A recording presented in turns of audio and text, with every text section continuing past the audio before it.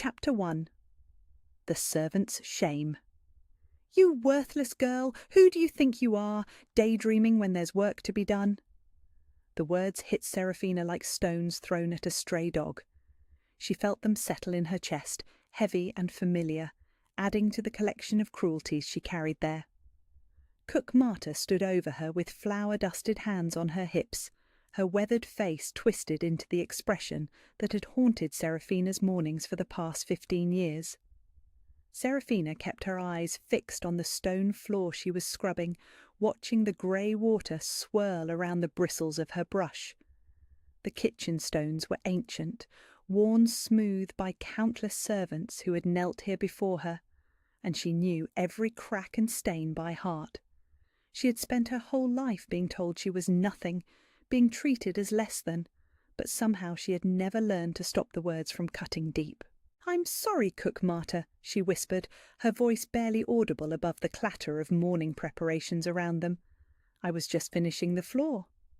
"Finishing?" Marta snorted, loud enough for the other kitchen girls to hear and snicker.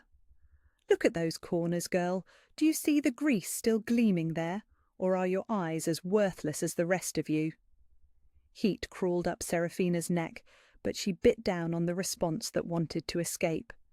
She had learned long ago that defending herself only made the punishments worse. Instead, she dipped her brush back into the bucket and attacked the corners with renewed vigour, ignoring the way her knees ached against the unforgiving stone.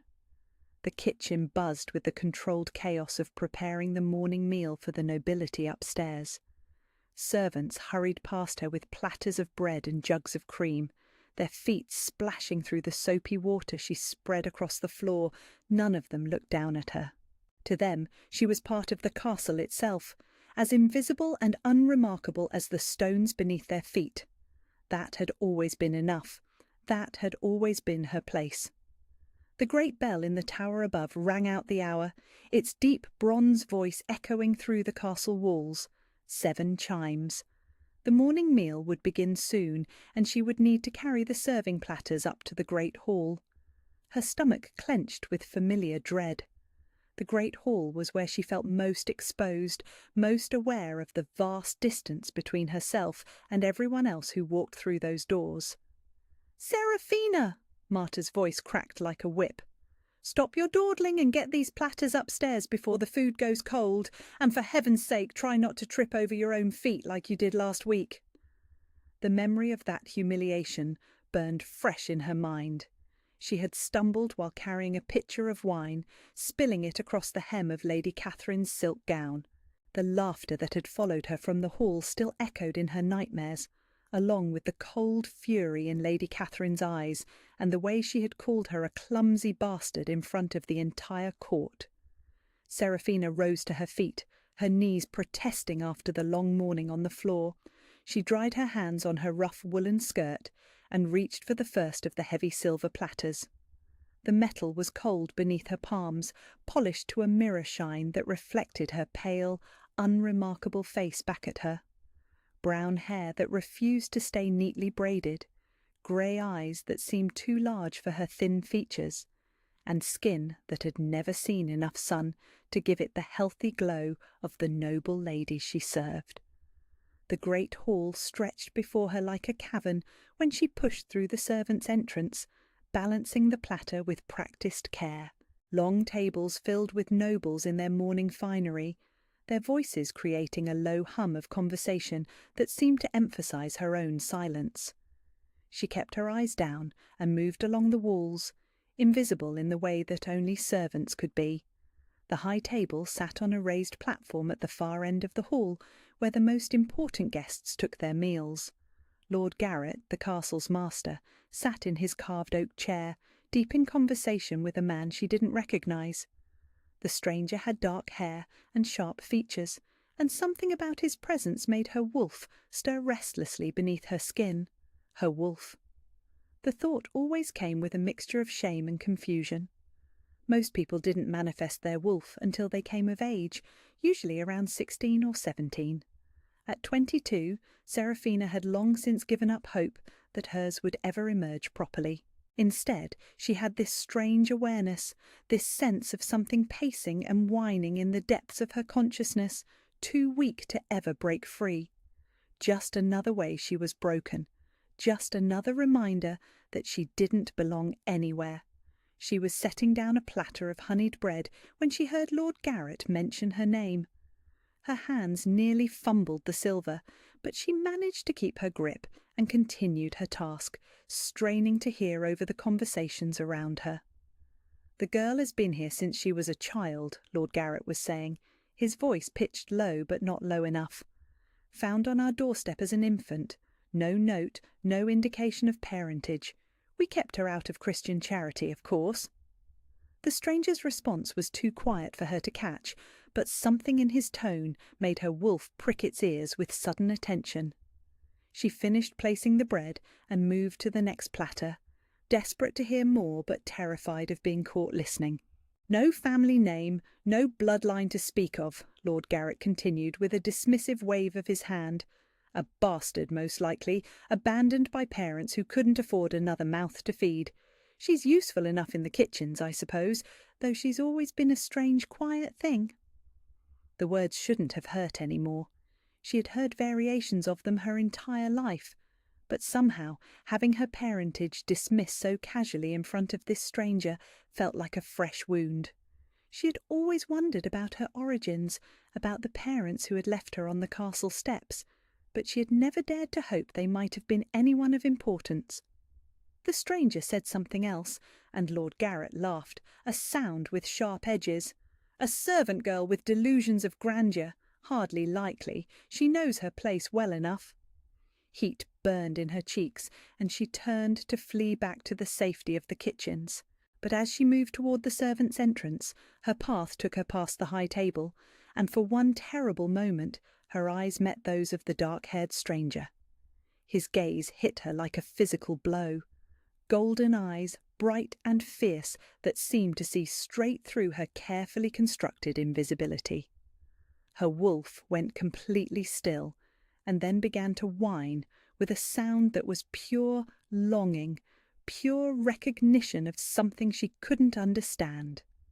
The platter slipped from her numb fingers. The crash of silver on stone echoed through the great hall like thunder. Conversations stopped. Heads turned, and Seraphina found herself the centre of attention in the worst possible way, standing in a pool of scattered pastries and bent metal, while the entire nobility of the castle stared at her in judgment. "Clumsy girl!" Lord Garrett's voice boomed across the sudden silence. "Can't even manage to carry a platter without making a spectacle of herself." But the stranger with the golden eyes didn't laugh. He didn't even look away. Instead, he rose from his seat with fluid grace, and Seraphina felt something shift in the air around them, something that made her wolf lift its head and howl silently in recognition of power far greater than anything she had ever felt. "Forgive me, my lord," she whispered, dropping to her knees to gather the scattered food with shaking hands. "I'm so sorry. I'll clean this up immediately." She could feel his eyes on her as she worked, burning against the back of her neck like a brand. Her wolf was going insane now, pacing and whimpering and pressing against her consciousness with desperate urgency. But she couldn't understand what it was trying to tell her, couldn't make sense of the strange pull she felt toward this man who made her feel exposed and vulnerable in ways that terrified her. When she finally risked another glance upward, he was still watching her, and there was something in his expression that made her breath catch in her throat, something that looked almost like recognition, as if he were seeing something in her that she had never seen in herself. But that was impossible. She was nothing. She was nobody. She had spent her whole life learning that truth, and she wasn't foolish enough to believe that one look from a stranger could change what she was. She gathered the last of the broken pastries and fled the great hall, her heart pounding and her wolf crying out in protest with every step that carried her away from those golden eyes. Behind her, she could hear the conversations resuming, the incident already forgotten by everyone except the girl who had caused it. Back in the safety of the kitchens, Cook Marta's scolding washed over her like familiar rain. She nodded and apologized and accepted the punishment of scrubbing every pot in the kitchen. But her mind remained fixed on that moment of connection, that instant when she had felt seen by someone who mattered. It meant nothing, she told herself, as she attacked the blackened bottom of a cooking pot with renewed fury. Men like that didn't see girls like her, not really. Whatever she thought she had felt was just her own desperate imagination, her pathetic need to believe she might be worth something more than endless servitude. But her wolf disagreed. Her wolf paced and whined and pressed against her consciousness, trying to tell her something she was too afraid to hear. And deep in the castle above her, she could still feel those golden eyes like a warmth against her skin, a promise of something she didn't dare name. That night, as she lay on her narrow cot in the servants' quarters, Seraphina pressed her hands against her chest and tried to quiet the strange ache that had settled there. Tomorrow would bring more floors to scrub, more meals to serve, more reminders of her place in the world. The stranger would leave, and she would forget the way he had looked at her, and everything would return to the comfortable numbness of her ordinary life. But her dreams were full of golden eyes and silver light, and somewhere in the depths of sleep she heard a voice calling her name with desperate urgency, as if her very life depended on answering. She woke with tears on her cheeks and the taste of destiny on her tongue, but by morning she had convinced herself it was nothing more than the foolish fantasies of a girl who had learned to dream too big for her own good.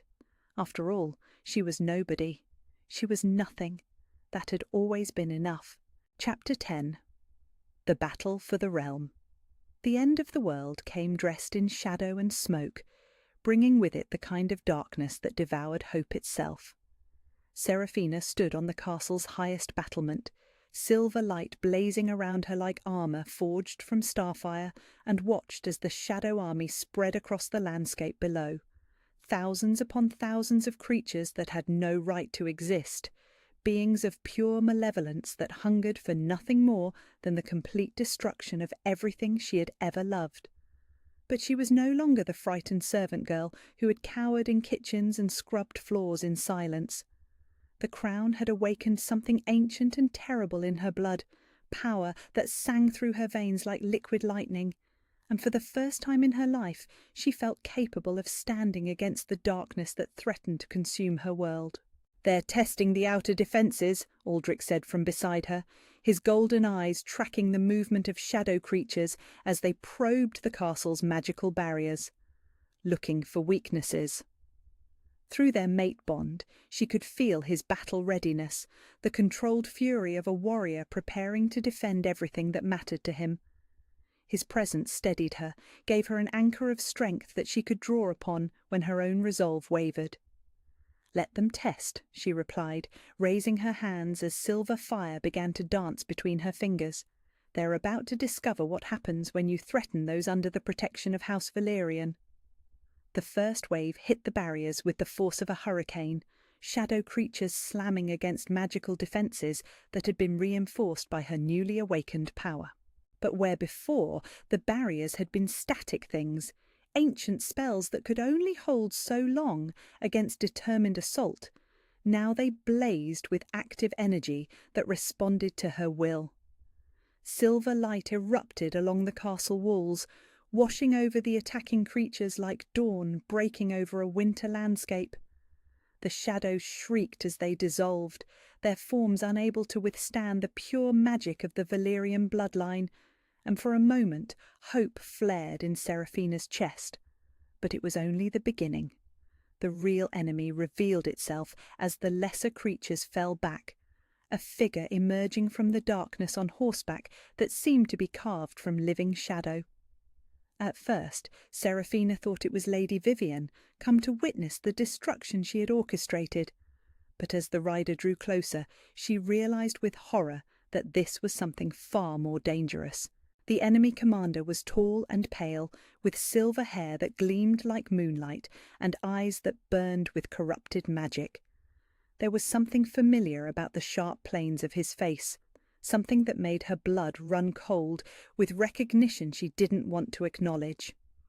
"Cousin!" the figure called, his voice carrying clearly across the battlefield despite the chaos surrounding them. How lovely to finally meet the last legitimate heir to our shared bloodline. The words hit her like a physical blow. This creature, this thing that commanded an army of shadow and smoke, was Valerian, corrupted, twisted, transformed into something monstrous, but bearing the same blood that flowed in her own veins.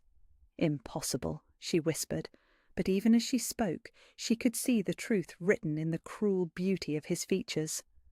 This was what she might have become, if she had chosen power over compassion, darkness over light. "Prince Lucian Valerian," he continued with a mocking bow from his shadow horse. "Though I confess, I abandoned that name long ago when I realized the limitations it imposed.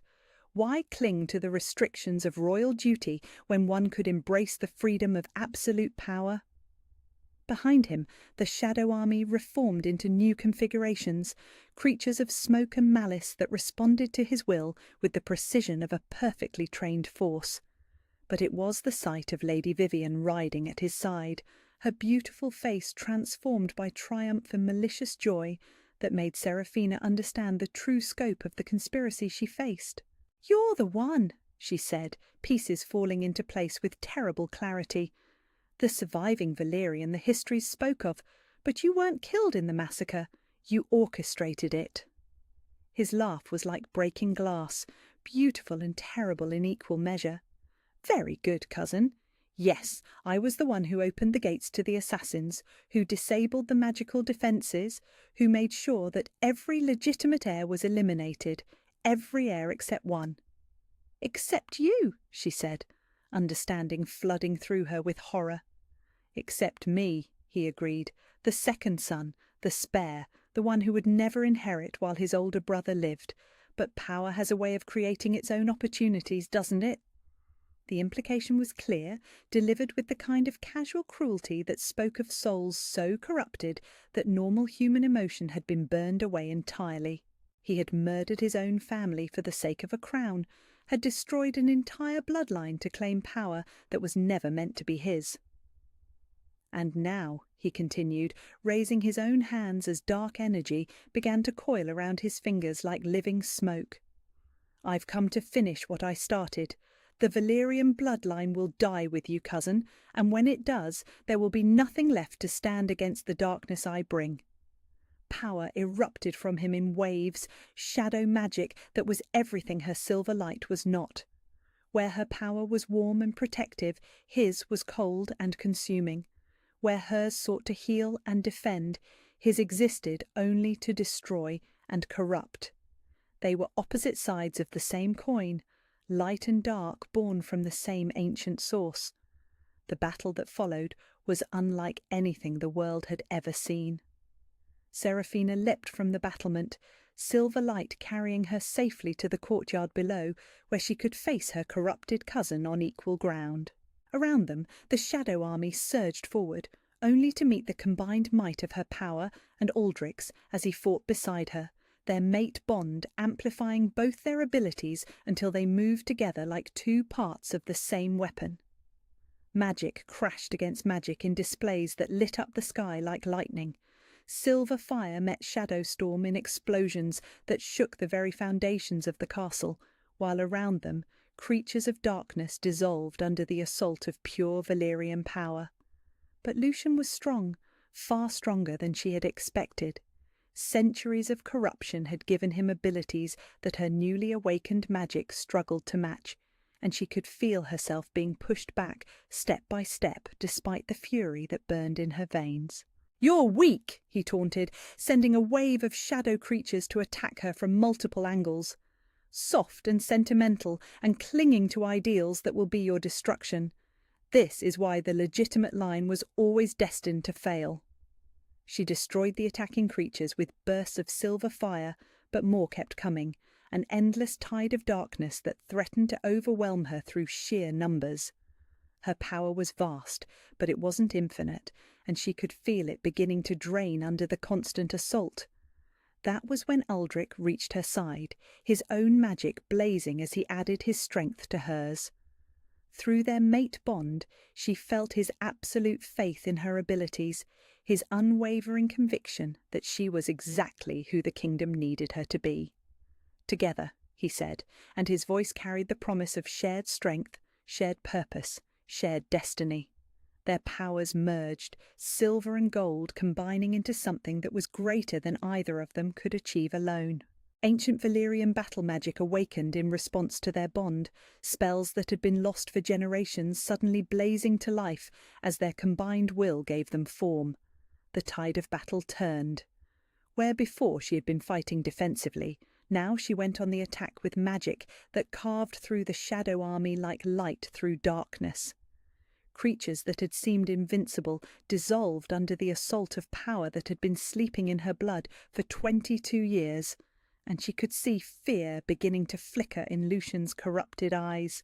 "This isn't possible!" he snarled, sending wave after wave of dark energy crashing against her defences. "I destroyed the royal line. I made sure there was no one left to challenge me." "You destroyed the crown," she replied, silver fire blazing brighter with each word.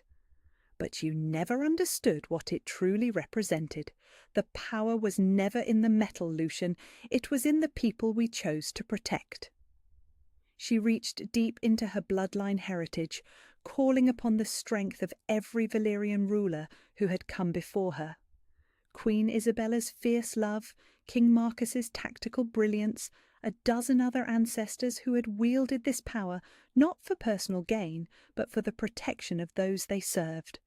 The magic that erupted from her was pure and clean, and absolutely devastating in its righteous fury. Silver light blazed across the battlefield like the sun itself had descended to earth, washing over the shadow army in waves that left nothing but dispersing smoke in their wake. Lucian's scream of rage echoed across the courtyard as his carefully assembled forces dissolved around him. But he was far from finished, far from defeated. Dark energy coiled around him like a living thing as he prepared for one final assault, power that would either destroy her utterly or consume him in the attempt. "If I cannot rule," he snarled, "then I will ensure no one can. This kingdom will burn before I allow you to claim what should have been mine." He launched himself at her in a final desperate attack, shadow magic blazing around him like a storm of pure malevolence. But Seraphina was ready for him, had been ready since the moment she first saw the crown and understood what she was meant to become. Silver fire met Shadowstorm in a collision that shook the very foundations of reality. Magic crashed against magic, while around them the remaining creatures of both armies fell back in awe and terror at forces that transcended anything they had ever witnessed. When the light faded, when the echoes of that final clash had died away, Lucian lay broken on the courtyard stones. The corruption that had sustained him for centuries was burning away under the assault of pure Valyrian magic, leaving behind nothing but a pale shadow of the man he might once have been. "I was meant to rule," he whispered, his voice barely audible above the sounds of a battle that was finally ending.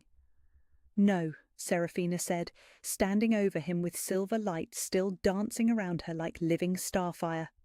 "You were meant to protect. You were meant to serve. You were meant to be better than this." He dissolved into shadow and smoke, his corrupted form unable to maintain coherence without the dark magic that had sustained it.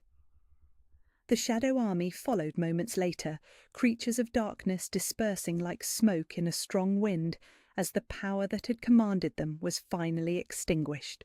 But it was Lady Vivian who made the final play, emerging from the chaos with a blade that gleamed with poisoned purpose. She moved with the desperate fury of someone who had gambled everything on a single throw of the dice and lost, her beautiful face twisted by hatred that burned brighter than any love she had ever claimed. "If I cannot have him," she hissed, lunging towards Seraphina with the blade raised high, "then neither can you." The assassination attempt failed before it even began. Silver light erupted around Seraphina like a shield, deflecting the poisoned blade and sending Vivian flying backward to crash against the courtyard wall.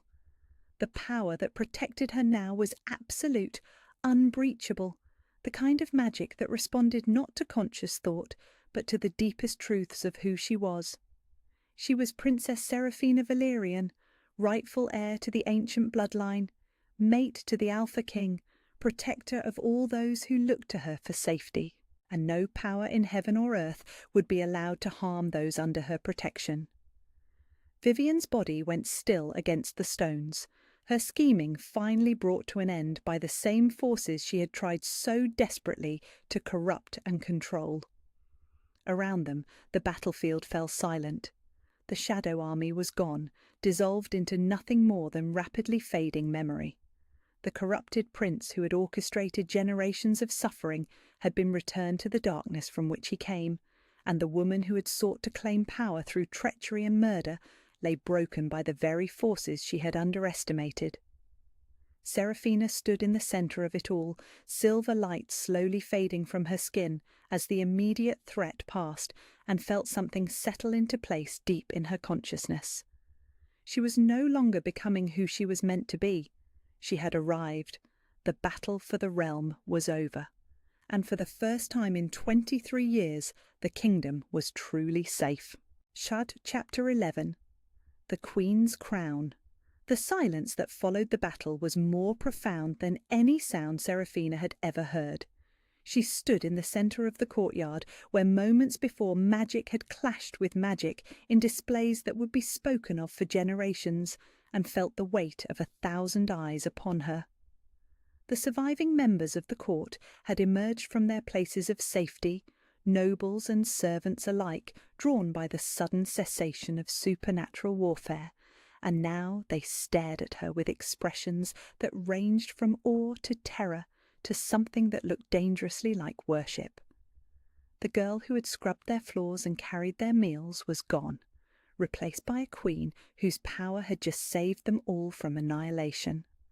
Lord Garrett was the first to move, stepping forward from the crowd with careful dignity, despite the way his weathered hands trembled. When he reached the place where she stood, he dropped to one knee on the blood-stained stones, his voice carrying clearly across the silent courtyard. "Your Majesty," he said, and the formal address fell between them like a bridge spanning the distance between who she had been and who she was now. "Princess Seraphina Valerian, rightful heir to the ancient bloodline, protector of the realm, we pledge our loyalty to you and to the crown you bear." One by one, the rest of the court followed his lead. Nobles who had ignored her existence now bowed before her power.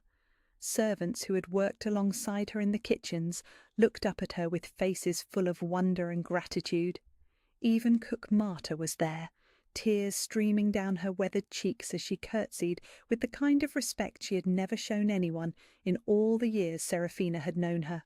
"Rise," Seraphina said, her voice carrying the authority that had awakened along with her magic. "All of you, please rise. We are bound together by something far stronger than the old distinctions of birth and station." But it was Aldrich who truly sealed her transformation from hidden princess to acknowledged queen. He stepped forward through the crowd with the fluid grace that marked him as apex predator, his golden eyes blazing with pride and love and absolute conviction as he took his place beside her. "Before you all as witnesses," he said, his voice carrying clearly across the courtyard, "I declare my mate bond with Queen Seraphina Valerian. She is my chosen partner, my equal in all things, the other half of my soul.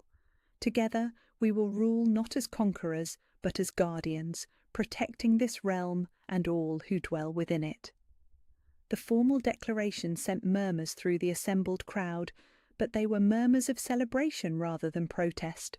The golden light that had blazed between them during the battle was visible to anyone who cared to look, proclaiming their bond with a certainty that no political arrangement could match. A coronation, Elder Morgana said, stepping forward from where she had been watching the proceedings with satisfaction written across her lined features. There must be a proper coronation ceremony to legitimize your Majesty's claim and seal the bond between you and the Alpha King.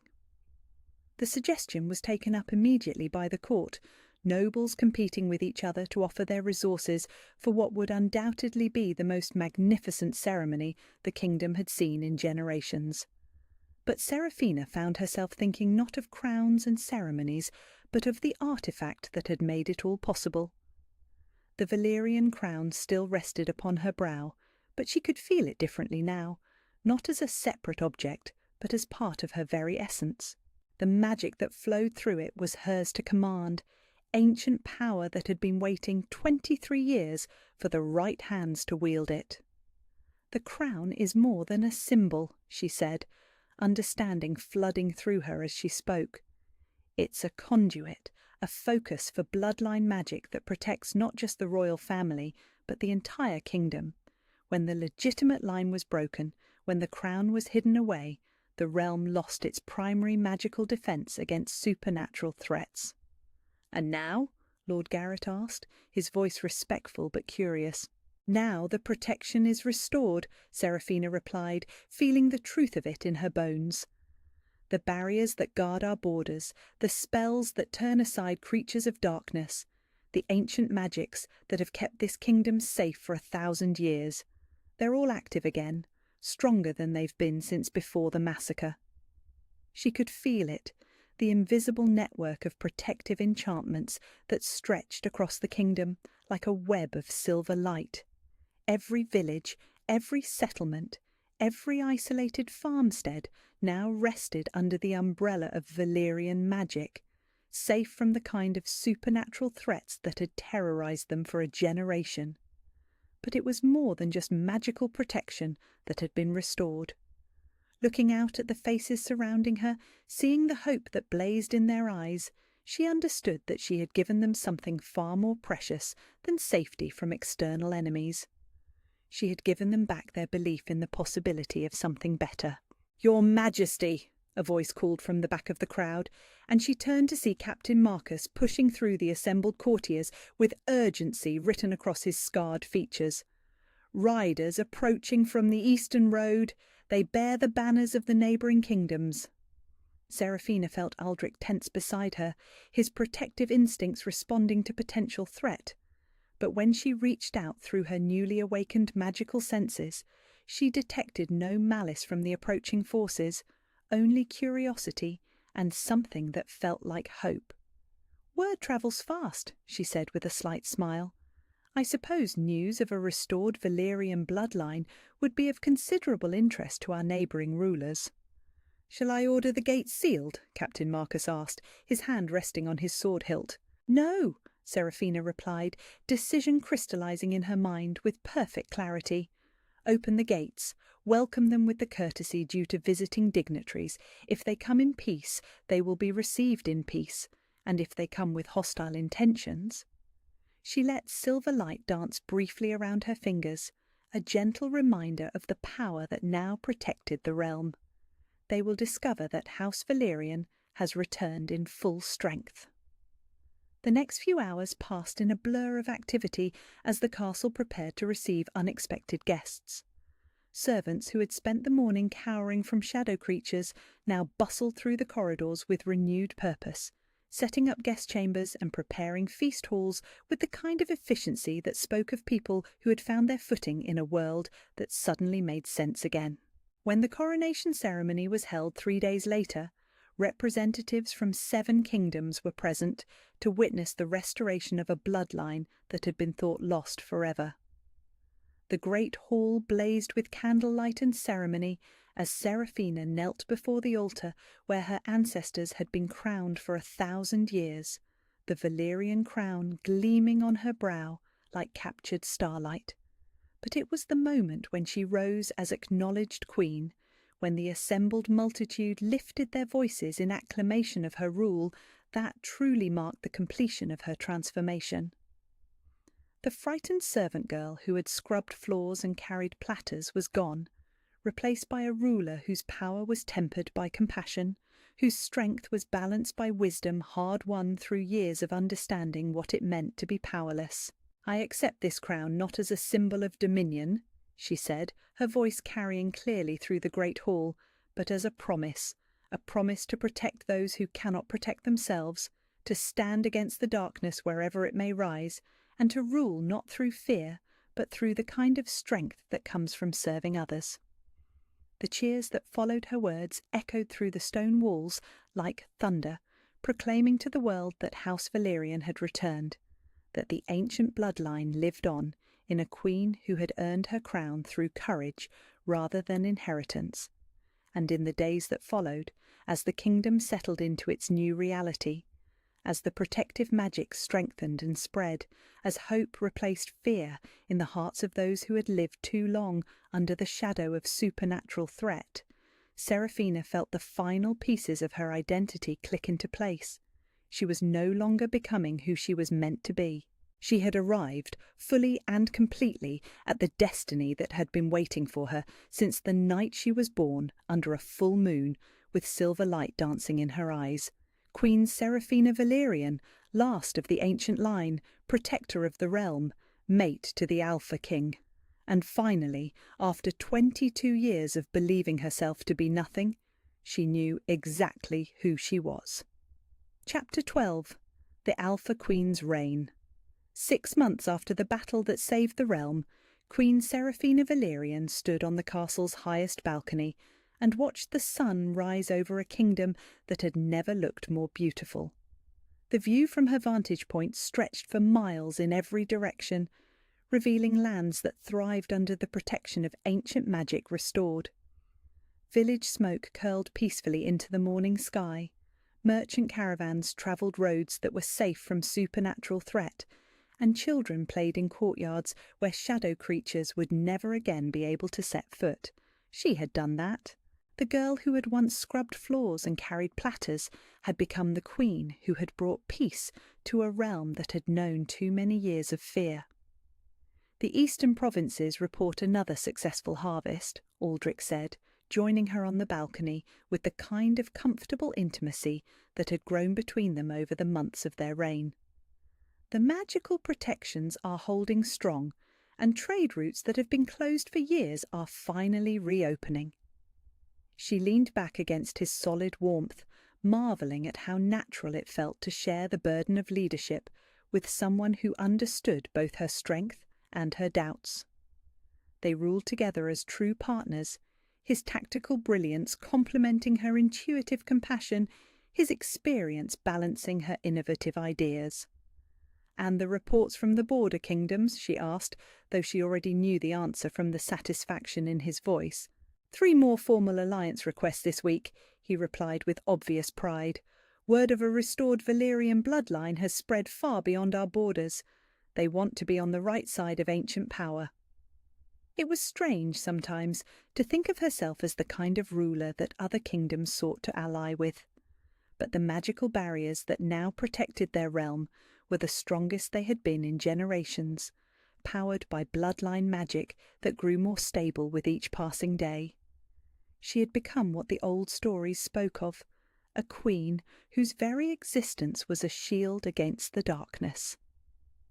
The morning light caught the silver circlet she wore, a smaller, more practical version of the ancient crown that had awakened her power. The original Valerian crown rested in the royal treasury, brought out only for the most formal of occasions, but its essence remained part of her always. She could feel its presence in her consciousness like a warm glow, ready to blaze to full power whenever her people had need of protection. "There's something else," Aldrich said, and she heard the note in his voice that told her this was the real reason he had sought her out this morning. "Elder Morgana has confirmed it. The signs are unmistakable." Seraphina's breath caught as understanding flooded through her.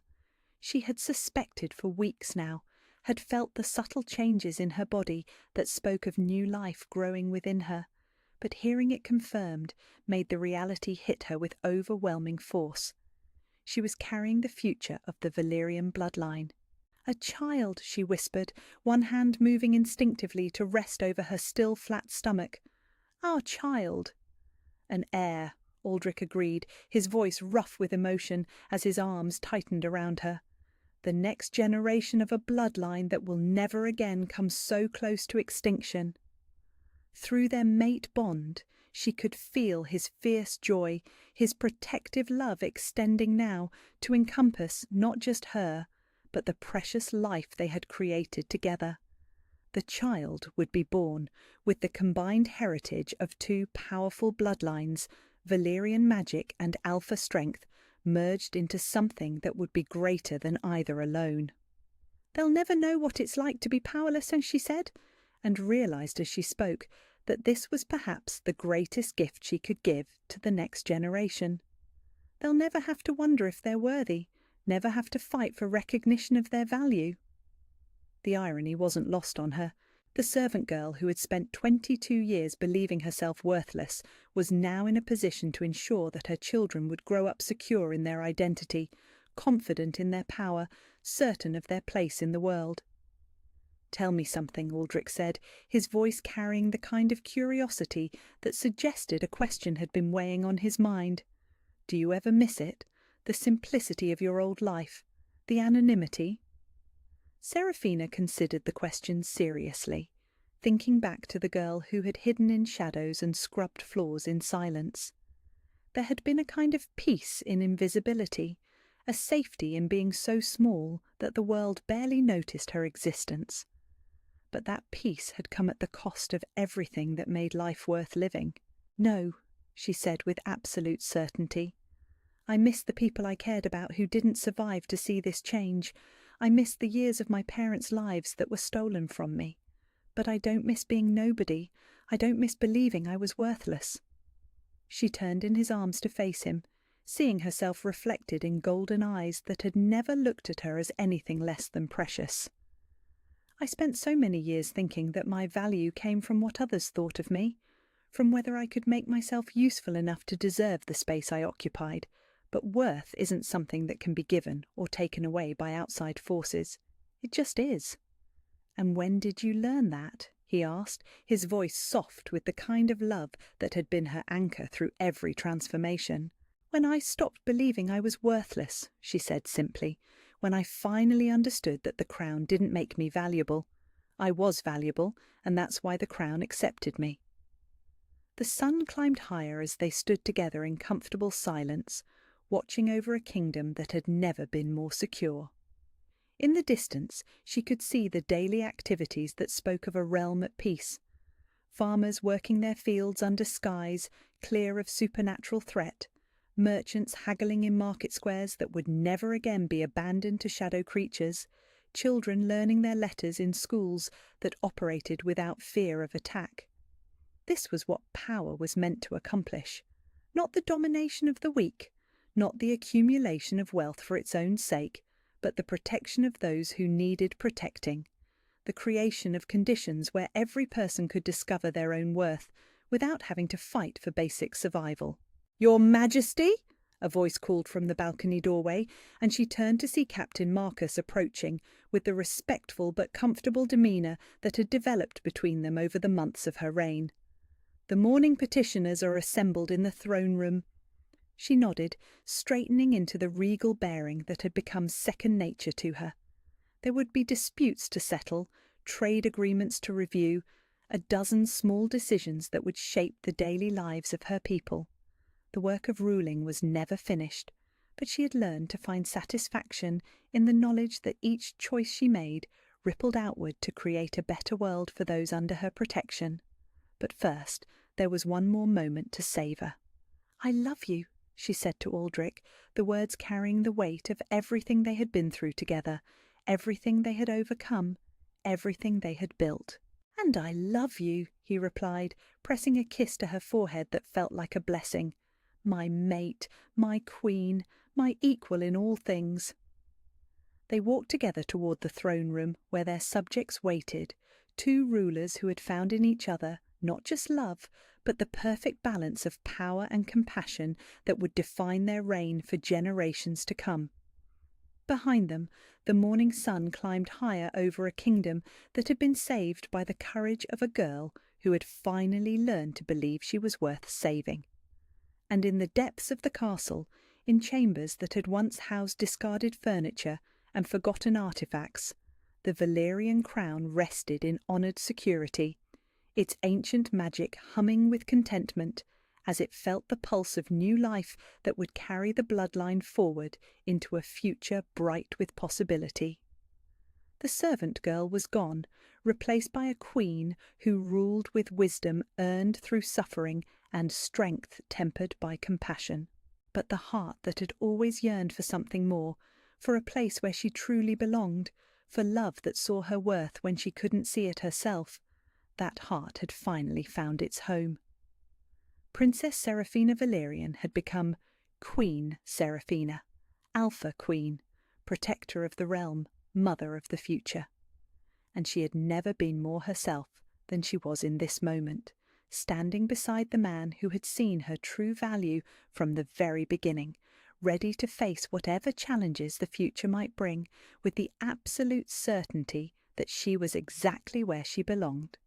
After all, she was no longer nobody. She was everything she had always been meant to be. Chapter 2. The Council of Shadows. The days that followed were a blur of stolen glances and restless nights. Seraphina found herself watching the corridors with new awareness, her heart racing every time she caught a glimpse of dark hair or heard the deep rumble of an unfamiliar voice. The stranger had been introduced to the court as Alpha King Aldrich of the Northern Territories, come for the seasonal council gathering, and his presence had changed something fundamental in the castle's atmosphere. Even the other servants whispered about him in hushed, reverent tones, speaking of power that radiated from him like heat from a forge.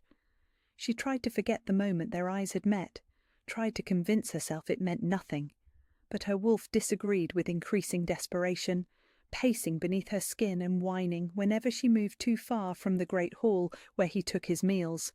It was madness, it was dangerous, and it was growing stronger with every passing hour. 3 days after the incident with the platter, opportunity presented itself in the form of dust motes dancing in afternoon sunlight. "A Seraphina!" Cook Marta called from across the kitchen, her voice carrying its usual note of impatience. "Take your cleaning supplies to the council chamber. Lord Garrett wants everything spotless before the evening meeting." Her heart skipped against her ribs. The council chamber was forbidden territory for servants during meetings, but cleaning beforehand meant she would be there when the nobles arrived, invisible in the way that only those who scrubbed floors could be.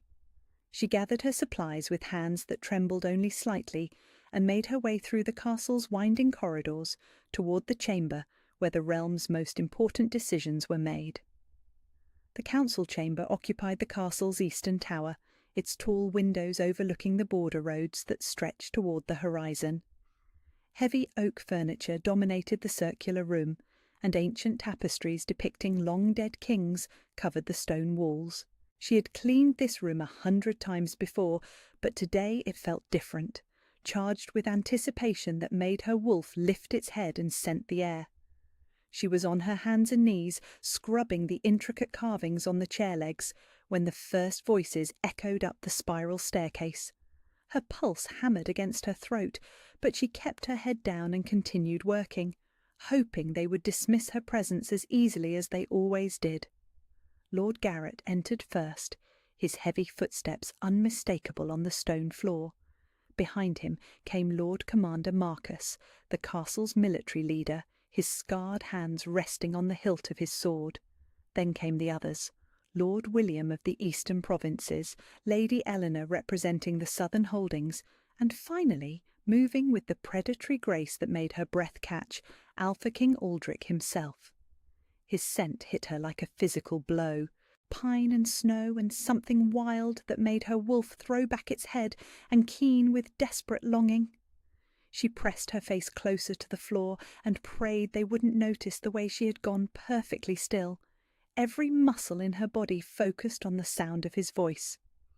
"The reports from the border towns grow worse each day," Lord Commander Marcus was saying as they settled into their chairs. 3 more villages attacked in the past week alone. The survivors all tell the same story. Creatures made of shadow and smoke that our weapons cannot touch. Seraphina's blood turned to ice water in her veins. Shadow creatures. She had heard whispered rumours in the kitchens, fragments of terrified conversations between guards who had returned from patrol duty, but she had dismissed them as tavern tales, grown wild in the telling. Creatures, Lord Garrett scoffed, and she could hear the dismissal in his voice. Wolves, more likely, or bandits using fear tactics to cover their raids. Wolves don't tear apart stone walls, my lord, Marcus replied, his tone grim. And bandits don't disappear into mist when struck with steel. These things are not natural. They hunt in packs, they show intelligence in their attacks, and they seem drawn to bloodline magic like moths to flame. The phrase sent a chill down Seraphina's spine that had nothing to do with the cold stone beneath her knees. Bloodline magic.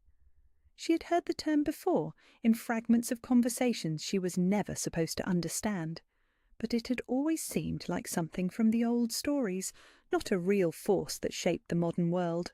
If what you say is true, Lady Eleanor said, her cultured voice tight with worry, then we need solutions, not ghost stories.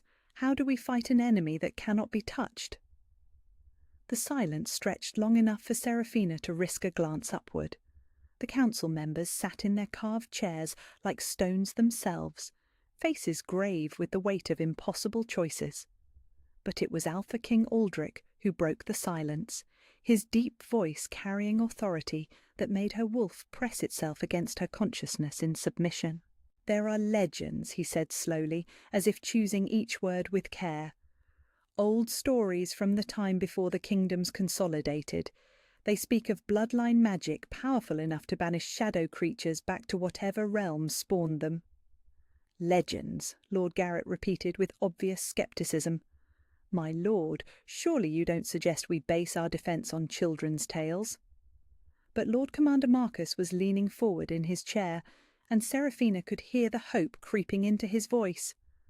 The House of Valerian, he said, and the name hit her like lightning, sending her wolf into a frenzy of whining recognition.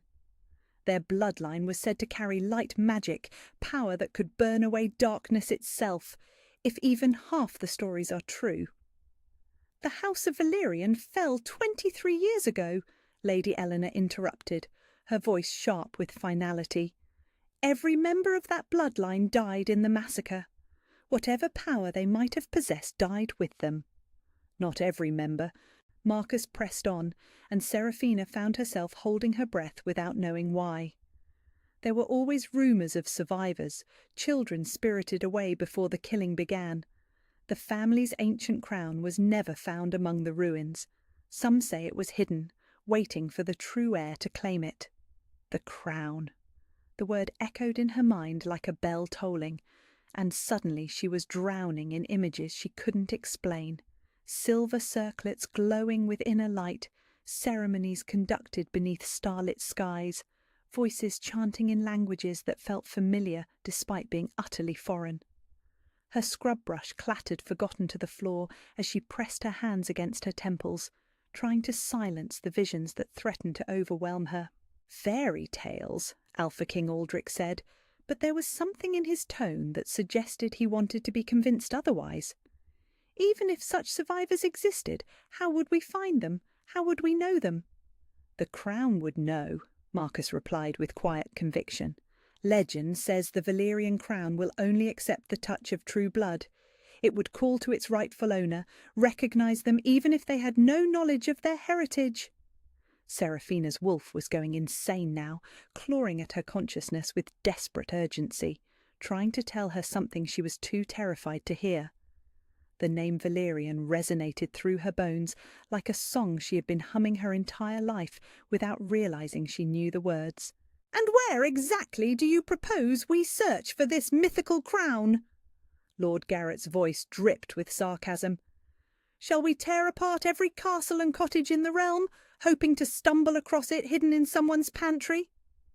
"The old records might hold clues," Marcus insisted. "Family documents, land grants, anything that might point to where the Valerian survivors would have gone to ground. We have to try something. Our conventional forces cannot stand against these shadow creatures indefinitely.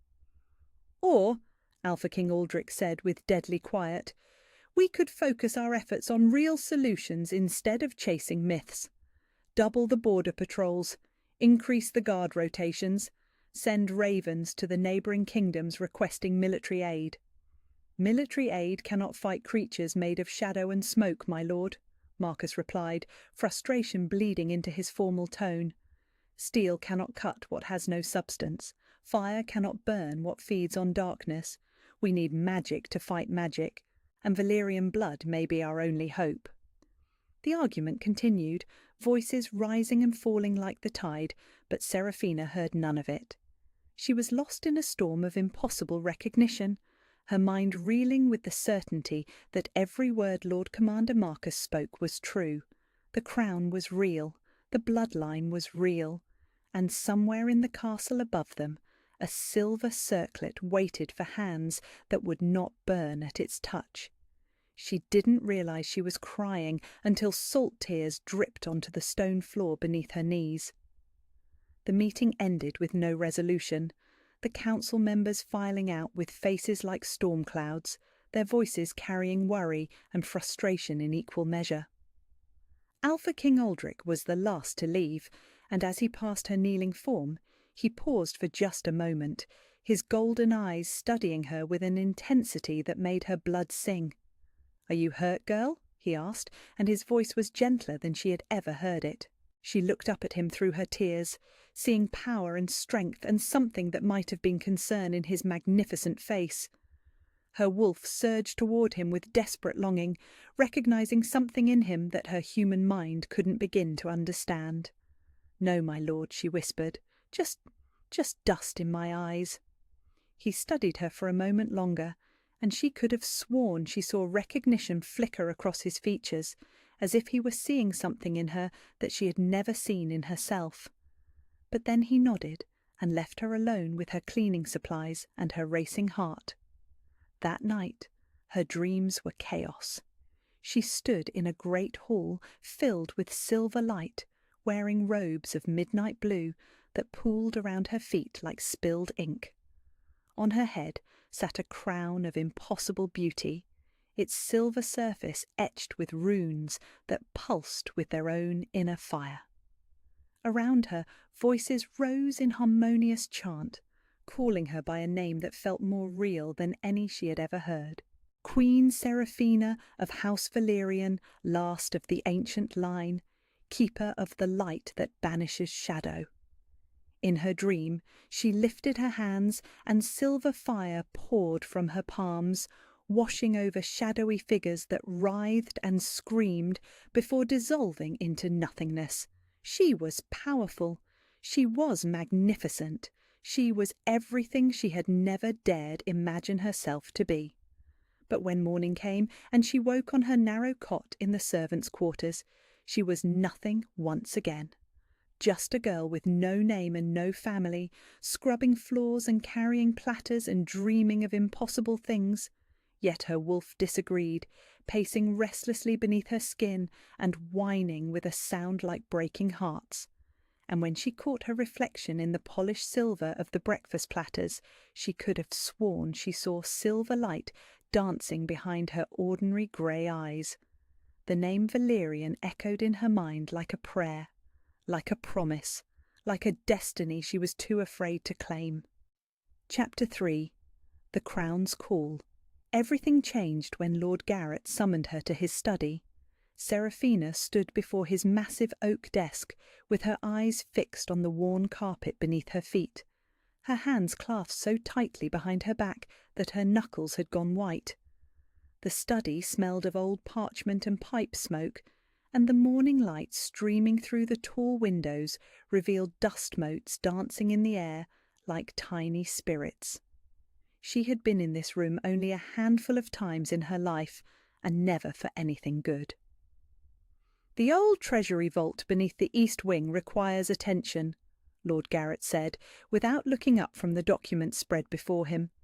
His quill scratched across parchment with deliberate strokes, as if her presence was barely worth acknowledging. It hasn't been properly cleaned in years, and with our distinguished guests here for the council sessions, I won't have them thinking we keep a slovenly household."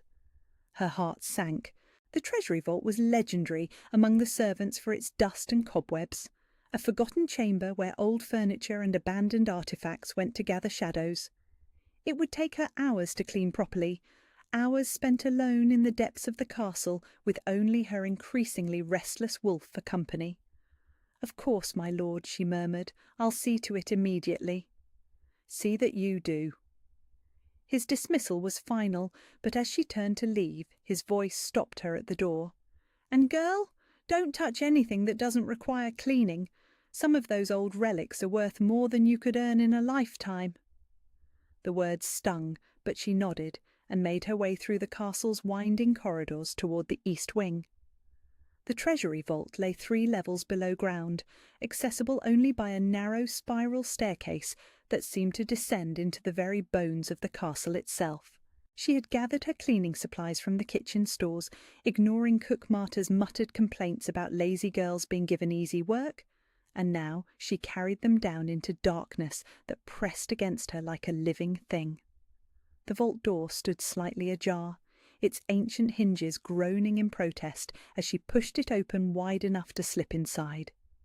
The air that met her was thick with decades of neglect, heavy with the scent of old wood and forgotten time.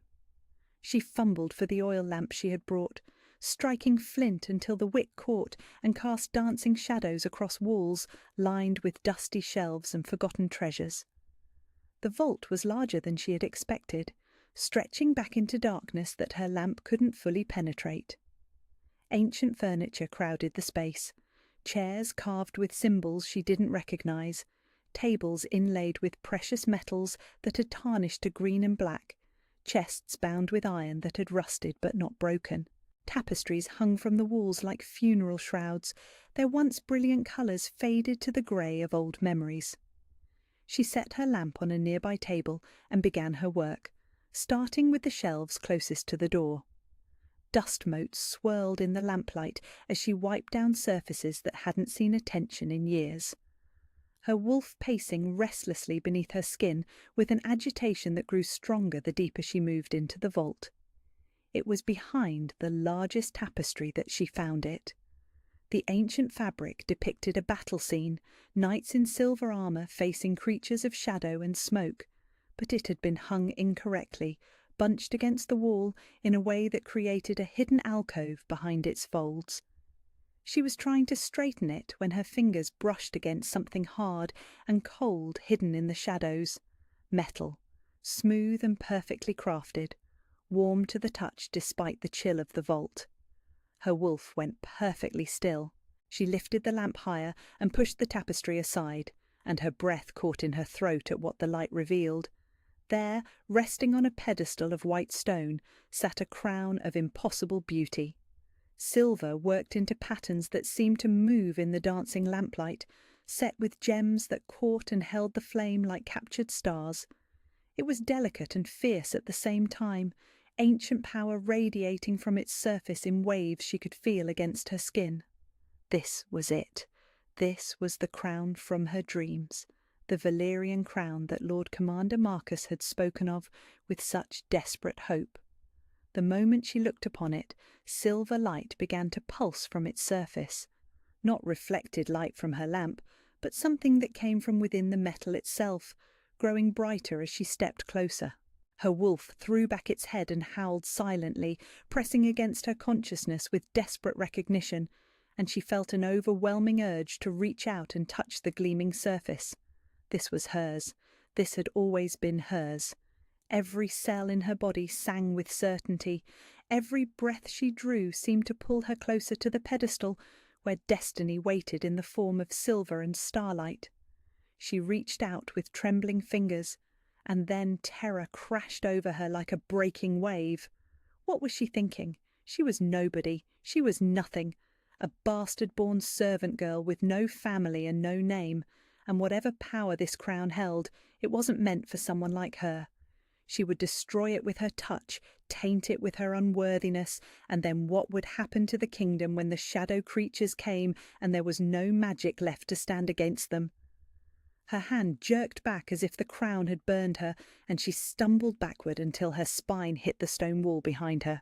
The silver light pulsed brighter, calling to her with wordless urgency, but she pressed her hands over her eyes and refused to look.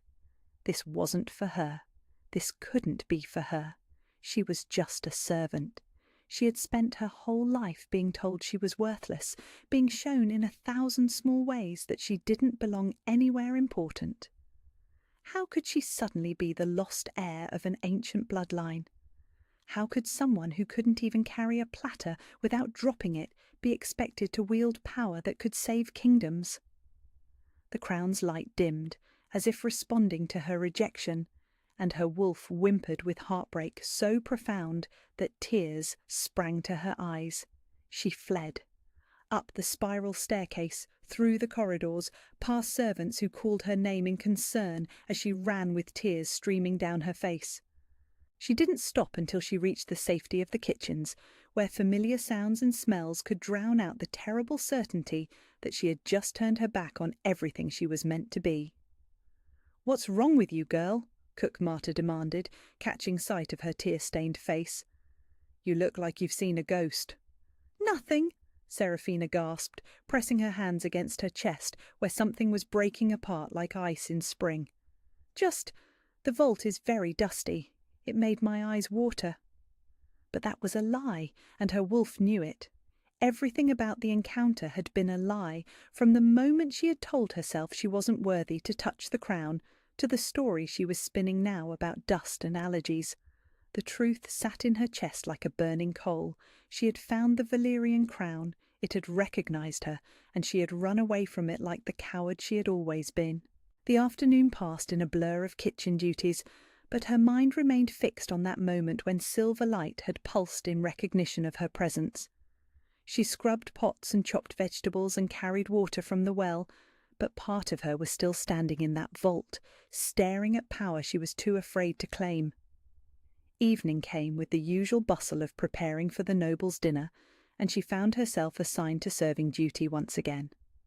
Her hands shook as she balanced the trays, and she couldn't stop thinking about the crown sitting alone in its hidden alcove, waiting for someone brave enough to accept what it offered. The great hall buzzed with conversation as she entered. Nobles gathered around their tables in their evening finery, but she only had eyes for one figure. Alpha King Aldrich sat at the high table, deep in discussion with Lord Garrett. But as she approached with her tray of wine, his golden gaze found hers across the crowded room. The look hit her like lightning. His nostrils flared slightly, and she watched his eyes narrow as he scented something different about her. Her wolf, which had been whimpering steadily since her flight from the vault, suddenly lifted its head and keened with desperate longing. The bond between them, which had been a barely perceptible thread since their first meeting, blazed to life with golden fire that made her gasp aloud. Mate! The word echoed in her head, and she did not know if it came from her wolf or from the ancient presence that still lingered in the depths of her consciousness like an echo from the crown. She nearly dropped the wine tray. Alpha King Aldrich rose from his chair with fluid grace, his eyes never leaving her face, and she felt the weight of his attention like a physical touch. Around them, conversations faded as other nobles turned to see what had captured their king's attention. But Serafina was aware of nothing beyond those golden eyes and the way they seemed to see straight through every wall she had ever built around herself. He crossed the great hall toward her, moving with the predatory elegance that marked him as an apex predator, and her wolf threw itself against her consciousness with wild celebration. But she couldn't move, couldn't breathe, couldn't do anything but stand frozen as destiny approached her in the form of a man who made her feel exposed and vulnerable and precious all at once. "You smell different," he said when he reached her, his voice pitched low enough that only she could hear. "Like silver and starlight, like magic." The wine tray trembled in her hands. I don't know what you mean, my lord." But that was another lie, and they both knew it. His eyes searched her face with an intensity that made her feel as if he could read every secret she had ever kept, every fear she had ever harboured, every impossible dream she had ever dared to dream. "You've found something," he said, and it wasn't a question. "Something that recognised you?" Her breath caught in her throat. "My lord, I'm just a servant. I don't understand what you're suggesting." "Don't you?" His hand reached up as if to touch her face, then stopped just short of her skin, hovering in the space between them like a promise neither of them dared to make. "Your wolf is calling to mine. Can you feel it?" She could. Oh, she could feel it like fire in her veins, like coming home after a lifetime of wandering lost. But admitting that would mean admitting everything else, would mean accepting that she might be something more than the worthless girl she had always believed herself to be. "I have to go," she whispered, backing away from him with the wine tray clutched against her chest like a shield. "I have duties to attend to." But even as she fled for the second time that day, she could feel his eyes on her, burning against her back like a brand. And somewhere in the depths of the castle, a silver crown pulsed with patient light, waiting for her to find the courage to claim what was hers. That night she lay on her narrow cot and pressed her hands against her heart, trying to quiet the ache that had settled there. Tomorrow she would have to return to the vault to finish her cleaning duties, would have to face the crown again, and somehow find the strength to walk past it without looking. But her dreams were full of silver light and golden eyes, and in the deepest part of sleep she heard a voice calling her name with the authority of ancient bloodlines and forgotten queens.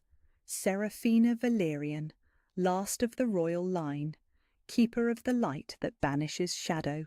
She woke with the taste of destiny on her tongue and the sound of her wolf crying for everything she was too afraid to accept.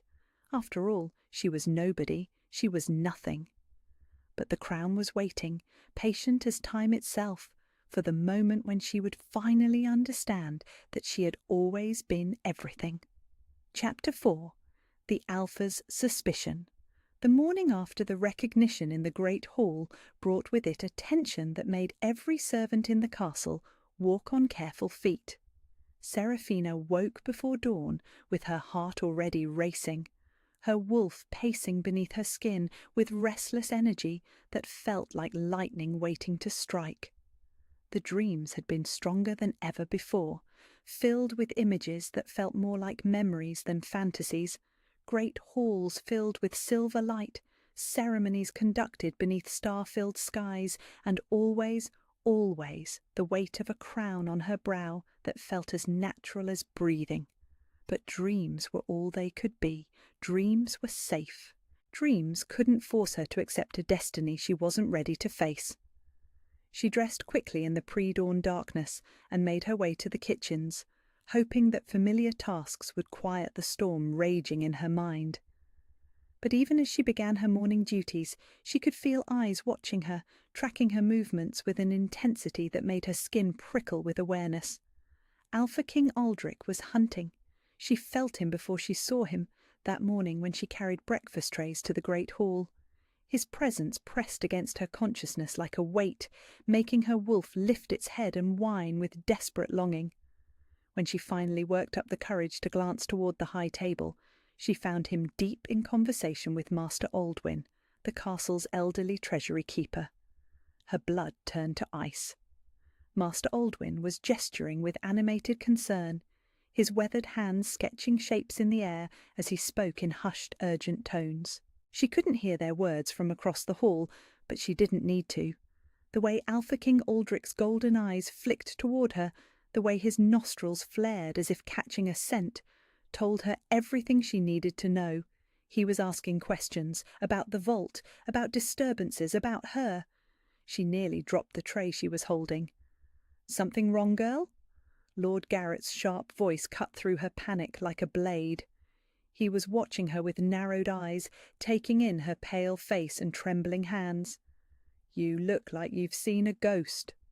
"No, my lord," she managed, forcing her voice to remain steady. Just tired from the extra cleaning duties.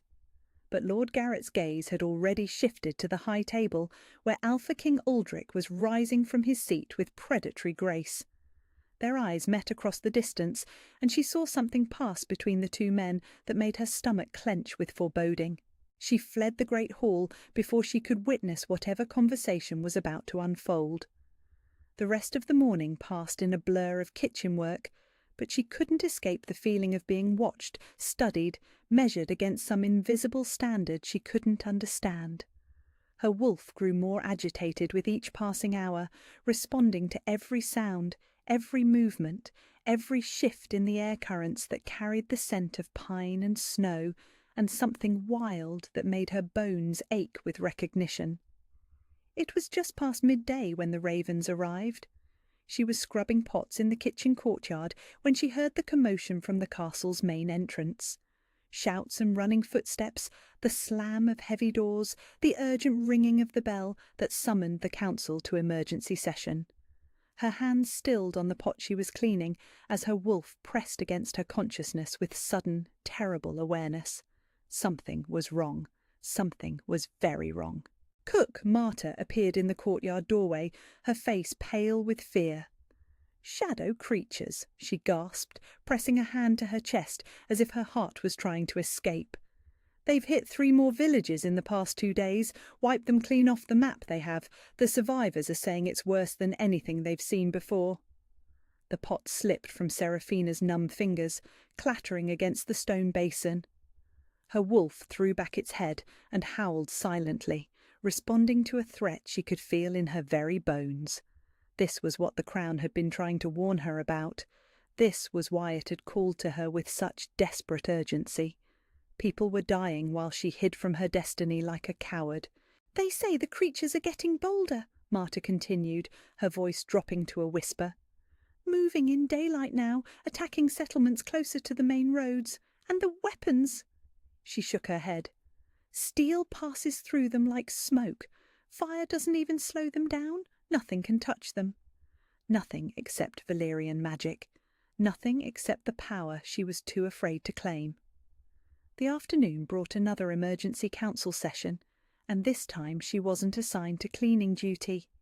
Instead, she found herself pressed against the kitchen wall beside other servants who had gathered to hear whatever news filtered down from the meeting above. Their faces were tight with fear, their voices hushed with the kind of reverence reserved for disasters too large to comprehend. When Alpha King Aldrich finally emerged from the council chamber, his expression was grim as winter.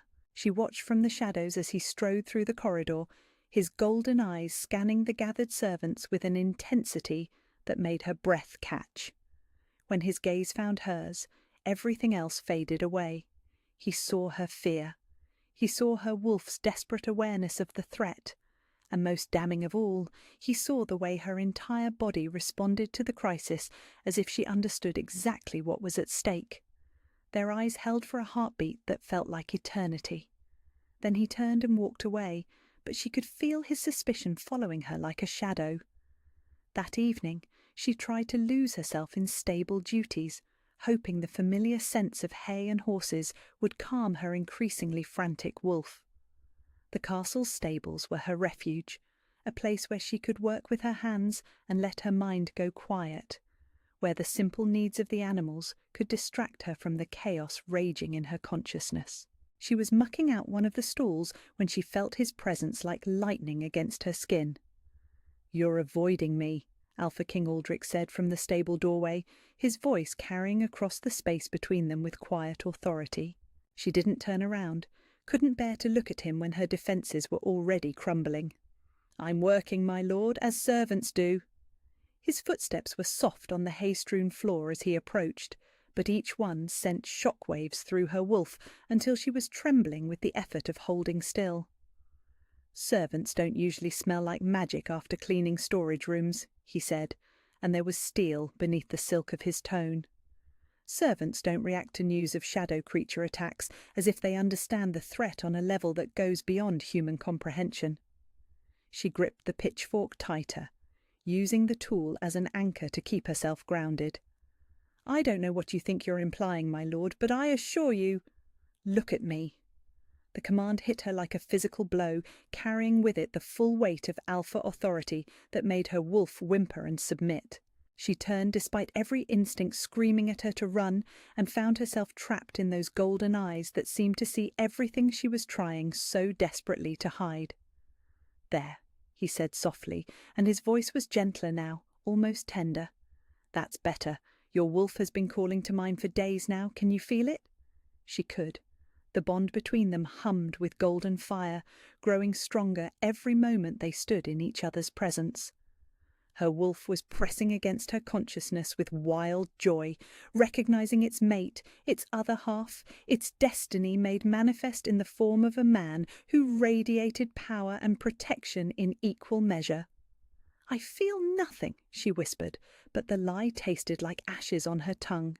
He stepped closer, moving with the careful grace of a predator approaching skittish prey. "I went to the treasury vault today," he said, and her heart stopped beating. "Master Aldwyn showed me the old chamber where you were assigned to clean.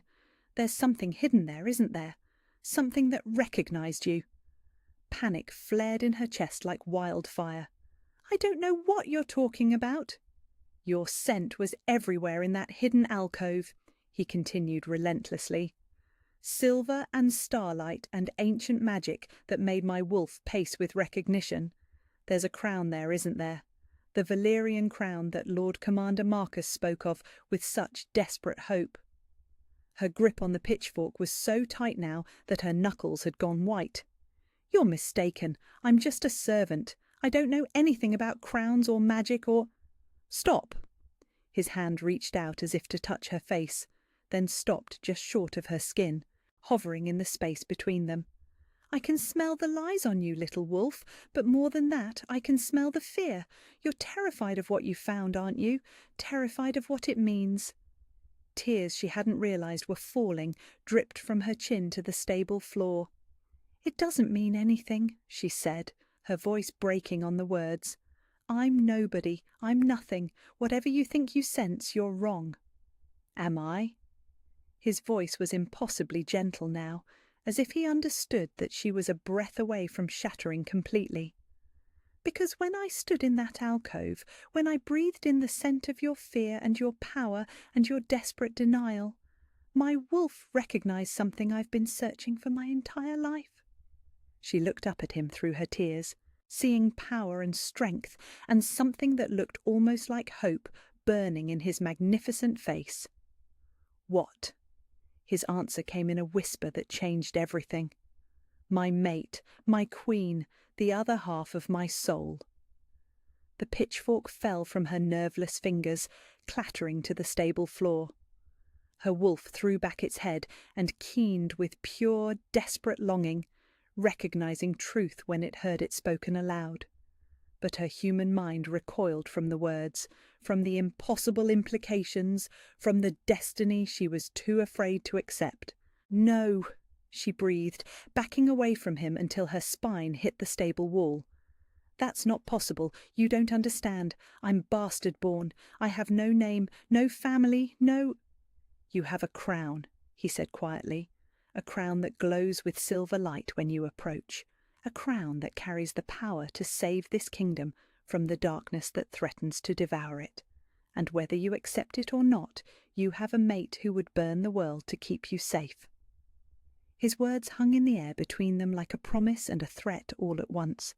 She stared at him, seeing certainty blazing in his golden eyes, and felt something inside her chest crack open like an egg revealing the sky. But she wasn't ready. She would never be ready for this. "I have to go," she whispered, and this time when she ran, he let her. That night her dreams were chaos and silver fire, and the sound of her name being called by voices that carried the authority of ancient bloodlines and forgotten queens. She woke with power crackling beneath her skin and the taste of destiny burning on her tongue. But when morning came, she was still just a servant girl, pretending she was nothing more than the sum of her fears.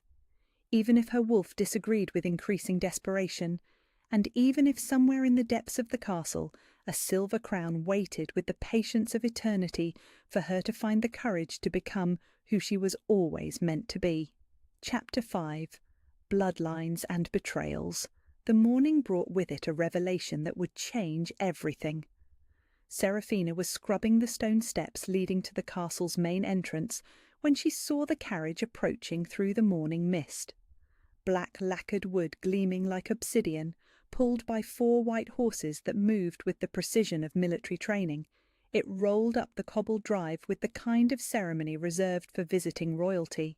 The driver wore livery she didn't recognize, deep purple trimmed with silver, and when he pulled the horses to a halt, even the castle guards straightened to attention.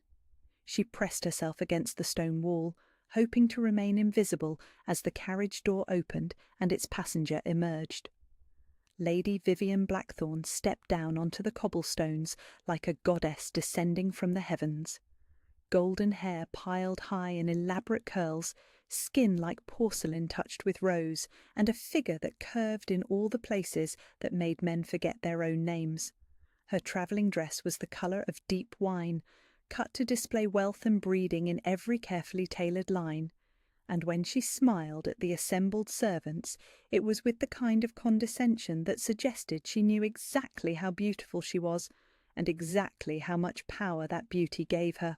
Seraphina's wolf whimpered and pressed low against her consciousness, sensing a threat that had nothing to do with claws or fangs, and everything to do with the way Lady Vivian's calculating eyes swept across the castle courtyard as if taking inventory of everything she intended to claim. "My lady," Lord Garrett appeared at the carriage door, offering his arm with the kind of deference usually reserved for visiting queens. "We were not expecting you for another fortnight."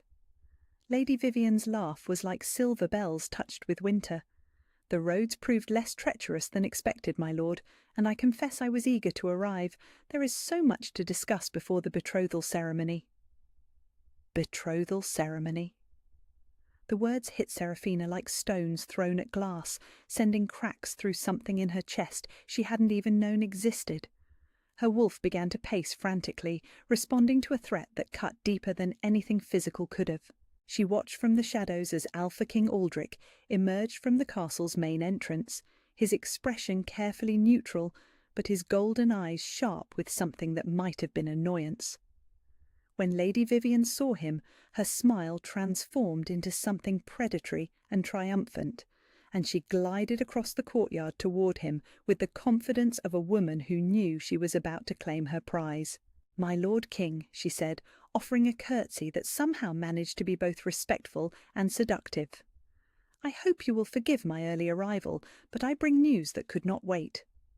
Aldrich inclined his head with the bare minimum of courtesy. "Lady Vivian, what news could be so urgent as to require you to risk the dangerous roads?" "The shadow creatures," she said, her voice dropping to a whisper that somehow carried clearly across the courtyard. "They are massing at the border between your territories and mine. My scouts report hundreds of them, perhaps thousands, moving with a coordination that suggests intelligence behind their attacks. They're preparing for something larger than random raids." Seraphina felt the blood drain from her face. Her wolf threw back its head and howled silently, responding to a threat that made every instinct scream danger. This was what the Crown had been trying to warn her about. This was why the ancient power had called to her with such desperate urgency. "How long do we have?" Aldrich asked, and there was steel beneath the silk of his voice now. "Days, perhaps a week at most," Lady Vivian replied, "which is why I felt it crucial to arrive early for our ceremony. In times of crisis, alliances become more important than ever, and our union will secure the military cooperation needed to face this threat." Our union. The words twisted in Seraphina's chest like a blade, and she had to press her hand to her mouth to keep from crying out. Her wolf was going insane now, clawing at her consciousness with desperate fury, trying to make her understand something her human mind couldn't accept. He belonged to someone else. He had always belonged to someone else. Whatever she had felt in the stables, whatever recognition had passed between them, it meant nothing in the face of political necessity and noble bloodlines. She was nobody. She was nothing, and he was promised to a woman who was everything she could never be. That afternoon, while Lady Vivian was being installed in the castle's finest guest chambers and the court buzzed with preparations for her unexpected arrival, Seraphina found herself alone with questions that threatened to drive her mad. The conversation with Aldrich in the stables played over and over in her mind, his words echoing with impossible implications she couldn't bring herself to believe. "You have a crown that glows with silver light when you approach." She needed answers. She needed to understand what was happening to her before she lost what remained of her sanity. And there was only one person in the castle old enough to remember the time before, wise enough to make sense of the chaos raging in her mind. Elder Morgana lived in the castle's oldest tower, in chambers that smelled of herbs and ancient wisdom. She was the closest thing to a scholar the castle possessed, keeper of records and traditions that stretch back generations. If anyone could help Seraphina understand the truth about the Valyrian bloodline, it would be her. She found the old woman bent over a collection of yellowed manuscripts, her silver hair gleaming in the afternoon light that streamed through tall windows. When Morgana looked up and saw her standing in the doorway, her lined face creased into a smile that somehow managed to be both welcoming and knowing. "Child," she said, setting down her quill with careful deliberation, "I've been expecting you." The word sent a chill down Seraphina's spine. Expecting me? For days now, ever since the Alpha King began asking questions about old bloodlines and lost crowns. Morgana gestured to a chair beside her desk. "Sit. We have much to discuss." Seraphina perched on the edge of the offered seat, her hands twisted together in her lap. "I don't understand what's happening to me. I've been having dreams, strange dreams about crowns and ceremonies and names I've never heard but somehow know. And there's something in the treasury vault, something that called to me." "The Valyrian crown," Morgana said quietly. "Yes, I know. I helped hide it there 23 years ago when the massacre began." The confession hit Seraphina like lightning. "You were there? During the fall of House Valyrian?" Morgana's eyes grew distant, filled with memories that carried the weight of old grief. "I was young then, barely past my 20th year, but I served as a junior scribe in the royal court. I was there the night Queen Isabella gave birth to her daughter, and I was there 3 months later when the assassins came." Queen Isabella had a daughter. Seraphina's voice was barely a whisper. "Princess Seraphina Valyrian," Morgana said, and the name fell between them like a stone dropped into still water. Born under a full moon with silver light dancing in her eyes, the midwife said she was touched by the ancient magic, blessed with power that hadn't been seen in generations. Seraphina felt the world tilt beneath her feet. That's my name." "Yes," Morgana said gently, "it is." The old woman rose from her chair and moved to a heavy wooden chest in the corner of the room. She opened it with a key she wore on a chain around her neck and withdrew a small bundle wrapped in faded silk. When she returned to her desk and carefully unwrapped the bundle, Seraphina gasped aloud at what was revealed. A birth record written in elegant script on parchment that had yellowed with age. Her name, her parents' names, the date and location of her birth. All the proof she had never dared hope existed. "Queen Isabella knew the attack was coming," Morgana continued, her voice heavy with old sorrow. "She had seen the signs, felt the treachery closing in around the royal family like a trap. So she gave me the most precious thing she possessed, her infant daughter, and the sacred crown that was her birthright." "She gave me to you?" Seraphina's voice broke on the words. "She gave you to a trusted courier with instructions to bring you here, to this castle, where you would be safe among those who owed no particular loyalty to the noble houses that plotted against Valyrian rule. You were to be raised as a servant, hidden in plain sight until the day you were ready to claim your heritage."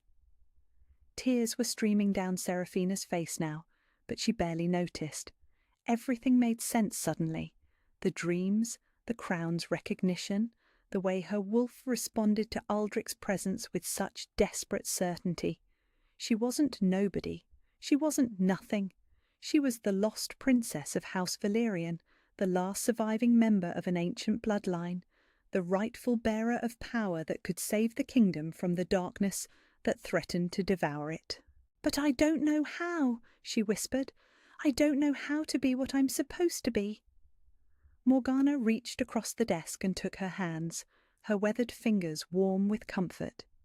"You will learn, child. The power is in your blood, waiting to be awakened, and you will not be alone. The Alpha King has recognized you as his mate, has he not?"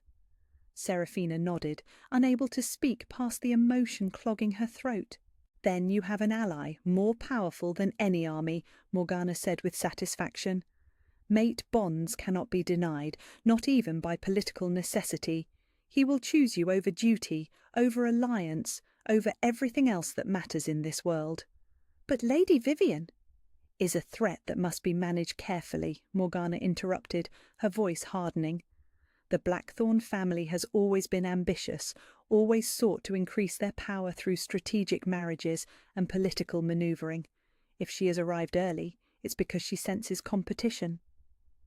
As if summoned by their conversation, footsteps echoed in the corridor outside, accompanied by the rustle of expensive silk. Seraphina's wolf pricked its ears with sudden alarm, and she turned toward the door just as Lady Vivian appeared in the doorway. "How fascinating," Lady Vivian said, her cultured voice carrying notes of ice and steel. "A servant girl meeting privately with the castle's historian. One might wonder what secrets are being shared." Morgana rose to her feet with dignity, but Seraphina could see the tension in her shoulders. "Lady Vivian, how may we assist you?" "I was looking for a quiet place to read," Lady Vivian replied, stepping into the chamber with the predatory grace of a hunting cat. Her eyes swept across the desk, taking in the scattered manuscripts and the birth record that lay open between them. "But I see this room is already occupied with such interesting research." Seraphina's heart hammered against her ribs as those calculating blue eyes fixed on her face. There was intelligence there, and ambition, and something else that made her wolf press low against her consciousness in instinctive submission to a more dangerous predator. "Just helping with some cleaning, my lady," Seraphina managed, rising from her chair and bobbing a curtsy. "I was about to return to the kitchens." "Were you?" Lady Vivian moved closer, and Seraphina caught a whiff of expensive perfume that couldn't quite mask something darker underneath. "How dedicated of you! Though I have to say, you look familiar somehow. Have we met before?" "I don't believe so, my lady." Lady Vivian smiled, and there was nothing warm about the expression. "No, I suppose we wouldn't have moved in the same circles. After all, servants and nobility rarely cross paths in any meaningful way, do they?" The words were casual, conversational, but they carried a weight that made Seraphina's blood run cold. This was a warning, delivered with the kind of subtle cruelty that noble ladies had perfected over centuries of court intrigue.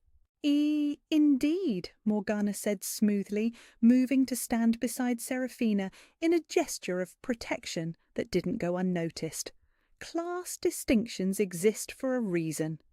"Precisely," Lady Vivian agreed, her smile never wavering.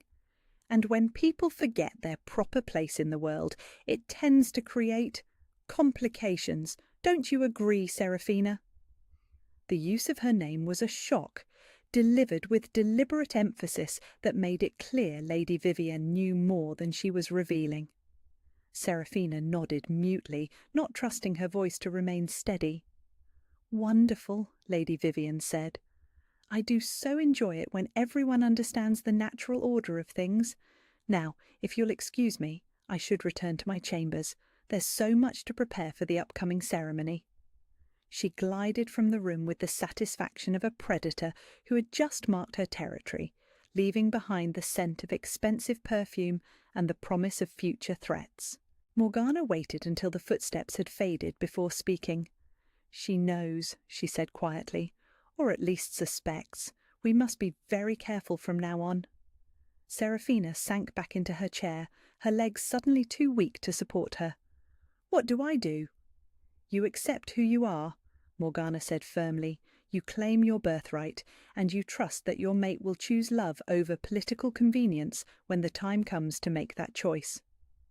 But as Serafina made her way back through the castle corridors, the birth record hidden beneath her skirt like a secret that could destroy her, she couldn't shake the feeling that Lady Vivian's arrival had changed the game in ways she didn't yet understand. The shadow creatures were massing at the borders.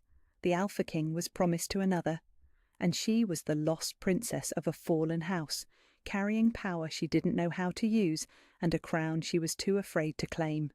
Everything was about to change, and she had no idea if she was strong enough to survive what was coming. Chapter 6. The Price of Truth. That night, alone in her narrow cot in the servants' quarters, Serafina pressed the birth record against her chest and tried to make sense of a world that had suddenly turned inside out. Princess Serafina Valerian, last of the ancient line, keeper of power that could save kingdoms or destroy them. The words echoed in her mind like a prayer she didn't know how to say, beautiful and terrifying in equal measure. She traced her fingers over the faded ink that spelled out her true name, her true parentage, and felt something deep in her chest crack open like an egg revealing the sky. But knowledge and acceptance were different creatures entirely. She was nobody. She had spent her entire life learning that truth, had it beaten into her consciousness through 1,000 small cruelties and casual dismissals. How could she suddenly be expected to believe she was someone of importance, someone with power, someone who mattered in the grand scheme of kingdoms and crowns and destinies written in starlight? Her wolf disagreed with increasing desperation, pacing beneath her skin with restless energy that felt like caged lightning. Since the conversation with Elder Morgana, something had changed in the fundamental structure of her being. Power stirred in her blood like a sleeping giant beginning to wake, and she could feel it pressing against the barriers she had built to contain it, demanding to be acknowledged, demanding to be free. But freedom came with a price she wasn't sure she was strong enough to pay. The next morning found her in Morgana's tower again, drawn by questions that multiplied faster than she could find answers. The old woman was waiting for her, as if she had known Serafina would return with the sunrise, and the look in her eyes was both compassionate and implacable. "You're struggling with acceptance," Morgana said without preamble, gesturing for Serafina to take her usual seat. "I can see it in the way you carry yourself, the way your power fights against the constraints you've placed on it." "I don't have power," Serafina said automatically, but even as the words left her lips, she felt them ring false. Silver light danced behind her eyes, responding to her emotional state, and she had to close them quickly to keep it from spilling out. "Child," Morgana's voice was gentle but firm, "lying to yourself serves no one, least of all the kingdom that needs your protection. Tell me what you felt when you stood before the crown." The memory rose unbidden, silver light pulsing in recognition, her wolf throwing back its head in joyful acknowledgement, the overwhelming certainty that she was looking at something that belonged to her on a level deeper than ownership, deeper than possession, something that was part of her very essence. "I felt—" she started, then stopped, pressing her hands against her temples where a headache was building behind her eyes. "I felt like I was coming home, like I had been searching for something my entire life and had finally found it." "Because you had," Morgana said quietly. "The Valerian crown isn't just a symbol of royal authority, Serafina. It's a conduit, a focus for the bloodline magic that runs in your veins. When a true heir approaches, it responds to the power in their blood, recognizes them as its rightful bearer." "But I'm not rightful," Serafina protested, her voice breaking on the words. "I'm bastard-born, abandoned on a doorstep, raised as a servant. I don't know the first thing about being royal or wielding magic or saving kingdoms. I can barely carry a platter without dropping it." Morgana leaned forward, her lined face intense with conviction. You were born under a full moon to Queen Isabella Valerian and King Marcus Valerian, legitimate heirs to a bloodline that stretches back 1,000 years. You were hidden to protect you, not because you were unwanted or unworthy. And the magic in your blood is the same magic that built this kingdom, that held back the darkness for generations before the massacre weakened the barriers. "Then why can't I feel it?" Seraphina demanded, frustration bleeding into her voice. "If I'm supposed to be this powerful heir, this saviour of kingdoms, then why do I feel like the same worthless girl I've always been?" But even as she asked the question, power stirred in response to her emotional state. Silver light began to leak from her skin, starting as a barely perceptible glow and building to something that made the air around her shimmer with otherworldly energy. She gasped and tried to pull it back, to stuff it down into whatever hiding place it had occupied for 22 years, but it refused to be contained. "Because you've spent your entire life suppressing it," Morgana said, watching the light display with satisfaction rather than fear. "The power is there, child. It always has been. But you learned to hide it so well, to make yourself so small and invisible that even you forgot what you truly were." The silver light pulsed brighter, responding to the truth in Morgana's words, and Seraphina felt panic flare in her chest. This was too much, too fast, too overwhelming. She wasn't ready for this. She would never be ready for this. "Make it stop," she whispered, wrapping her arms around herself as if she could physically contain the power that wanted to pour out of her like water through a broken dam. "Please, I don't want this. I can't handle this." "The choice is no longer yours to make," Morgana said, not unkindly, but with the implacability of someone delivering an unavoidable truth. "The shadow creatures are massing at our borders. The kingdom faces a threat that conventional weapons cannot touch, and you are the only person alive with the power to stand against them." "No." The word came out as a sob, but the silver light only burned brighter in response to her distress. "I'm nobody. I'm nothing. Find someone else, someone worthy, someone who actually knows what they're doing." "There is no one else," Morgana said gently. "You are the last Seraphina, the only surviving member of House Valerian, the final keeper of the ancient magic. If you don't claim your heritage, if you don't accept your power, then this kingdom will fall to darkness."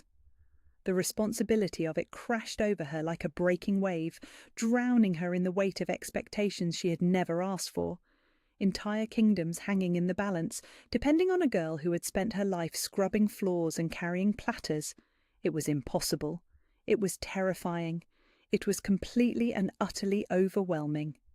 The silver light exploded outward from her skin in a pulse that rattled the windows and sent the manuscripts on Morgana's desk flying. Power coursed through her veins like liquid fire, wild and uncontrolled and absolutely terrifying in its intensity. She heard herself scream, but the sound was lost in the rush of magic that poured out of her like a dam bursting. Then strong arms wrapped around her from behind, and she felt the solid warmth of a familiar presence pressing against her back. The scent of pine and snow and something wild filled her nostrils, and her wolf threw itself against her consciousness with desperate relief. Mate, safe, home. "Breathe," Alpha King Aldrich's voice rumbled against her ear, deep and steady, and completely unafraid of the power that was tearing her apart from the inside. "I've got you. Just breathe." His hand settled over hers, and she felt the golden warmth of his own magic flowing into her, not to suppress the silver fire, but to guide it, to give it structure and purpose. The bond between them blazed to life, and through it she could feel his strength, his certainty, his absolute conviction that she was exactly who she was meant to be. "How did you know?" she gasped, leaning back against his solid chest as the power slowly settled into something more manageable. "I felt it," he said simply. "Through our bond, your pain, your fear, your power trying to break free. I came as quickly as I could." She turned in his arms and found herself looking up into golden eyes that held no judgment, no expectation, only acceptance and something that looked dangerously like love. "You know, don't you, what I am?" "I know you're my mate," he said, his hands coming up to frame her face with infinite tenderness. "I know you're the other half of my soul, and I know you're Princess Seraphina Valerian, rightful heir to the ancient bloodline and bearer of power that this kingdom desperately needs." Hearing him say it aloud, hearing the certainty in his voice, should have been reassuring. Instead, it sent fresh panic spiralling through her chest. "I can't do this, Aldrich. I don't know how to be a princess. I don't know how to wield magic or save kingdoms or be anything other than what I've always been." "Then we'll figure it out together," he said, and the simple promise in his voice made her heart clench with something that felt like hope.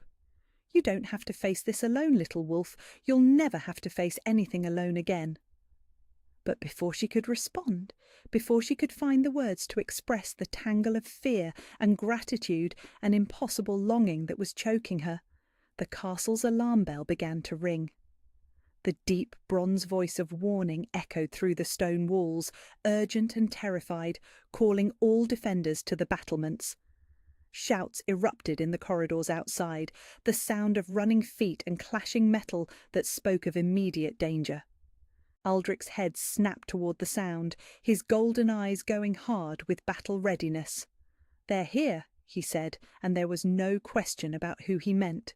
The shadow creatures, the darkness that had been massing at the borders, waiting for the perfect moment to strike. They had come for the crown. They had come for her. "Stay here," Aldrich commanded, pressing a quick, fierce kiss to her forehead. "Stay with Morgana and keep yourself safe. I'll handle this." But as he turned to leave, silver light began to pulse from her skin again, responding to the threat with instinctive recognition. Her wolf threw back its head and howled silently, not with fear, but with sudden, terrible understanding. This was why she was here. This was why the power had awakened. This was the moment everything had been building toward. "No," she said, and her voice carried a note of authority that surprised them both. "You can't handle this, not alone, not with conventional weapons." He turned back to her, his expression torn between the need to protect her and the growing realization that she might be right. Through the tall windows they could see darkness spreading across the courtyard, like spilled ink, shadows that moved with purpose and intelligence, creatures that steel could not cut, and fire could not burn. "The crown," Morgana said urgently, rising from her chair with the parchments scattered around her forgotten. "Child, you must claim the crown. It's the only way to focus your power, the only way to stand against them." Terror and responsibility warred in Seraphina's chest, but looking at Aldrich, seeing the way his hands had already moved to the weapons at his belt despite knowing they would be useless, she felt something settle into place deep in her consciousness. She couldn't let him face this alone. She couldn't let anyone face this alone, not when she had the power to stop it. "The treasury vault," she said, and her voice was steadier than she had expected. "The crown is in the treasury vault." Aldrich's eyes blazed with fierce pride and desperate worry. "Together," he said. "We go together." Outside, darkness pressed against the windows like living shadow, and the alarm bell continued its desperate warning. But for the first time since learning the truth about her heritage, Seraphina felt something other than fear stirring in her chest.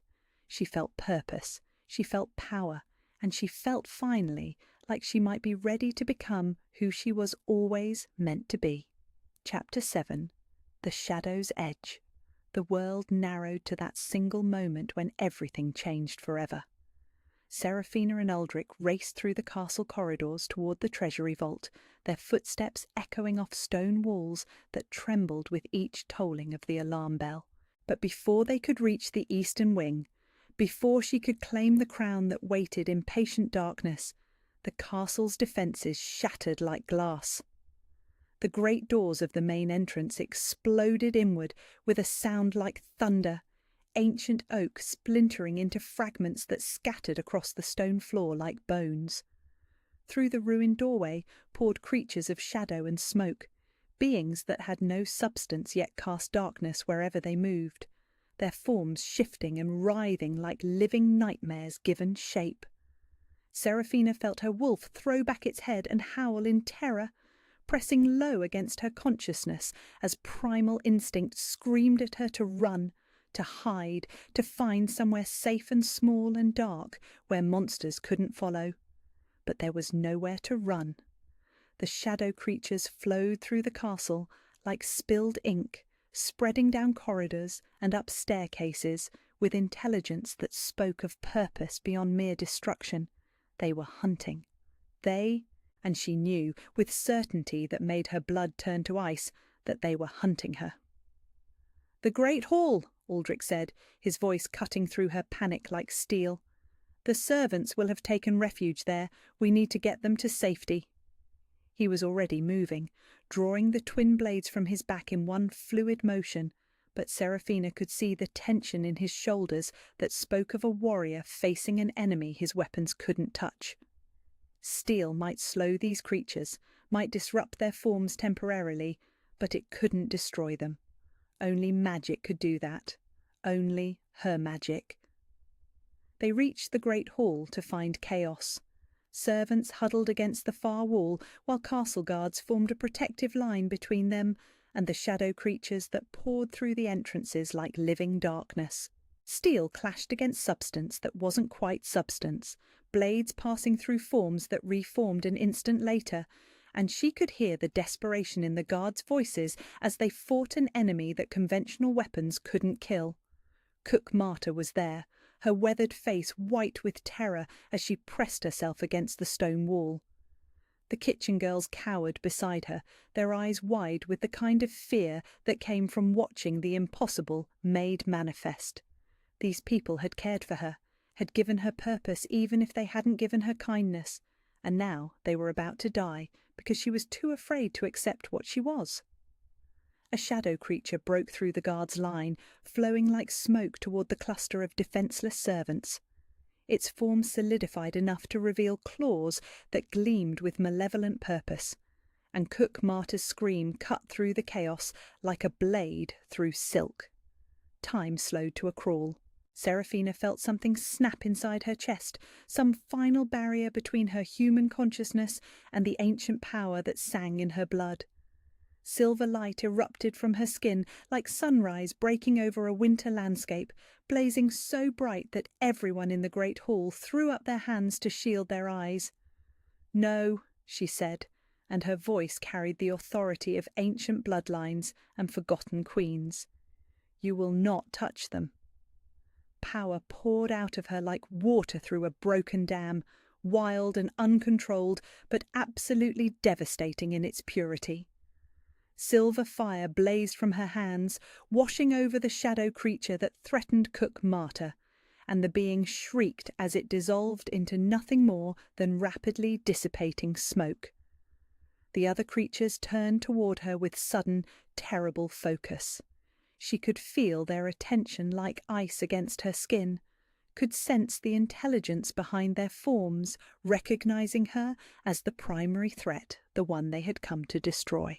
But the power singing in her veins made her feel invincible, made her feel like she could burn away all the darkness in the world if she chose to. She raised her hands and let the silver fire loose. Light exploded through the great hall like a star being born.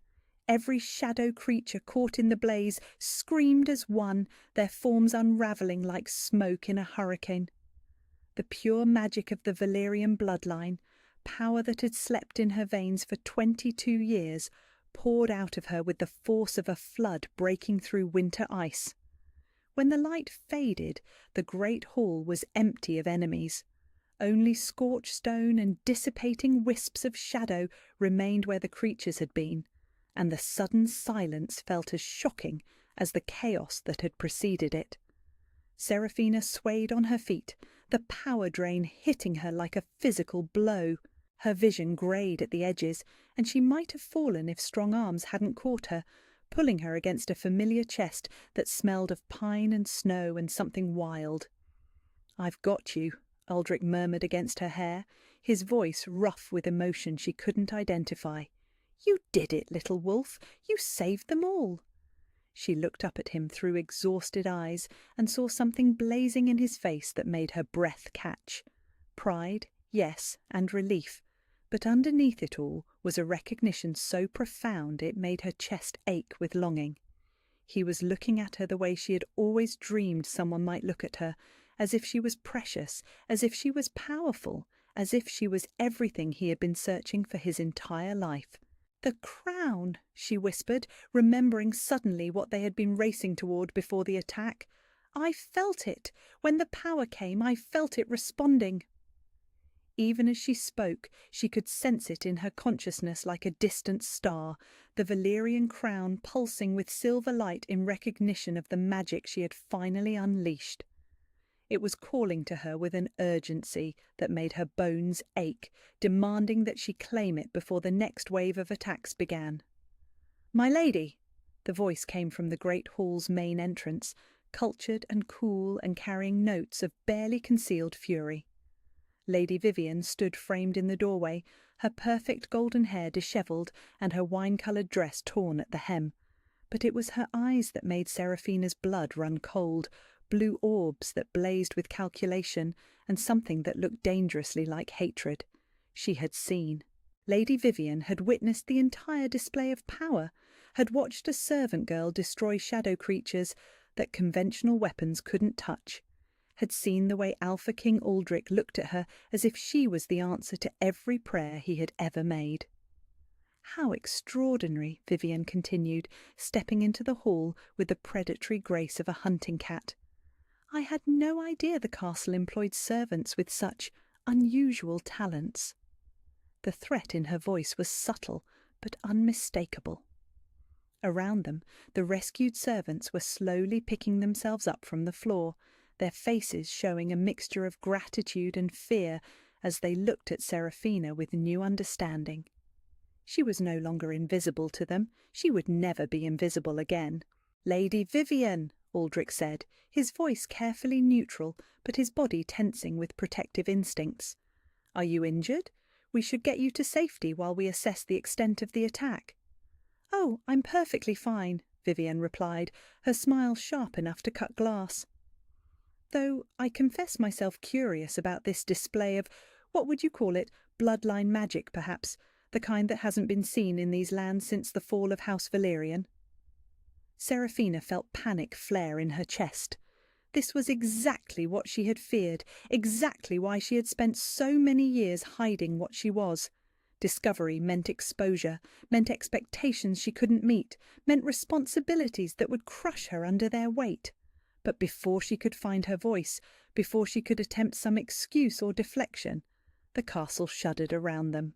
A sound like breaking glass echoed from the direction of the treasury vault, and she felt the crown's call shift from beckoning invitation to desperate alarm. "They're after it," she breathed, understanding flooding through her with horrible clarity. "The shadow creatures, they're not just attacking randomly, they're after the crown." Aldrich's golden eyes blazed with sudden comprehension. "Of course, destroy the crown, eliminate the possibility of anyone wielding Valyrian magic against them. It's the perfect strategy."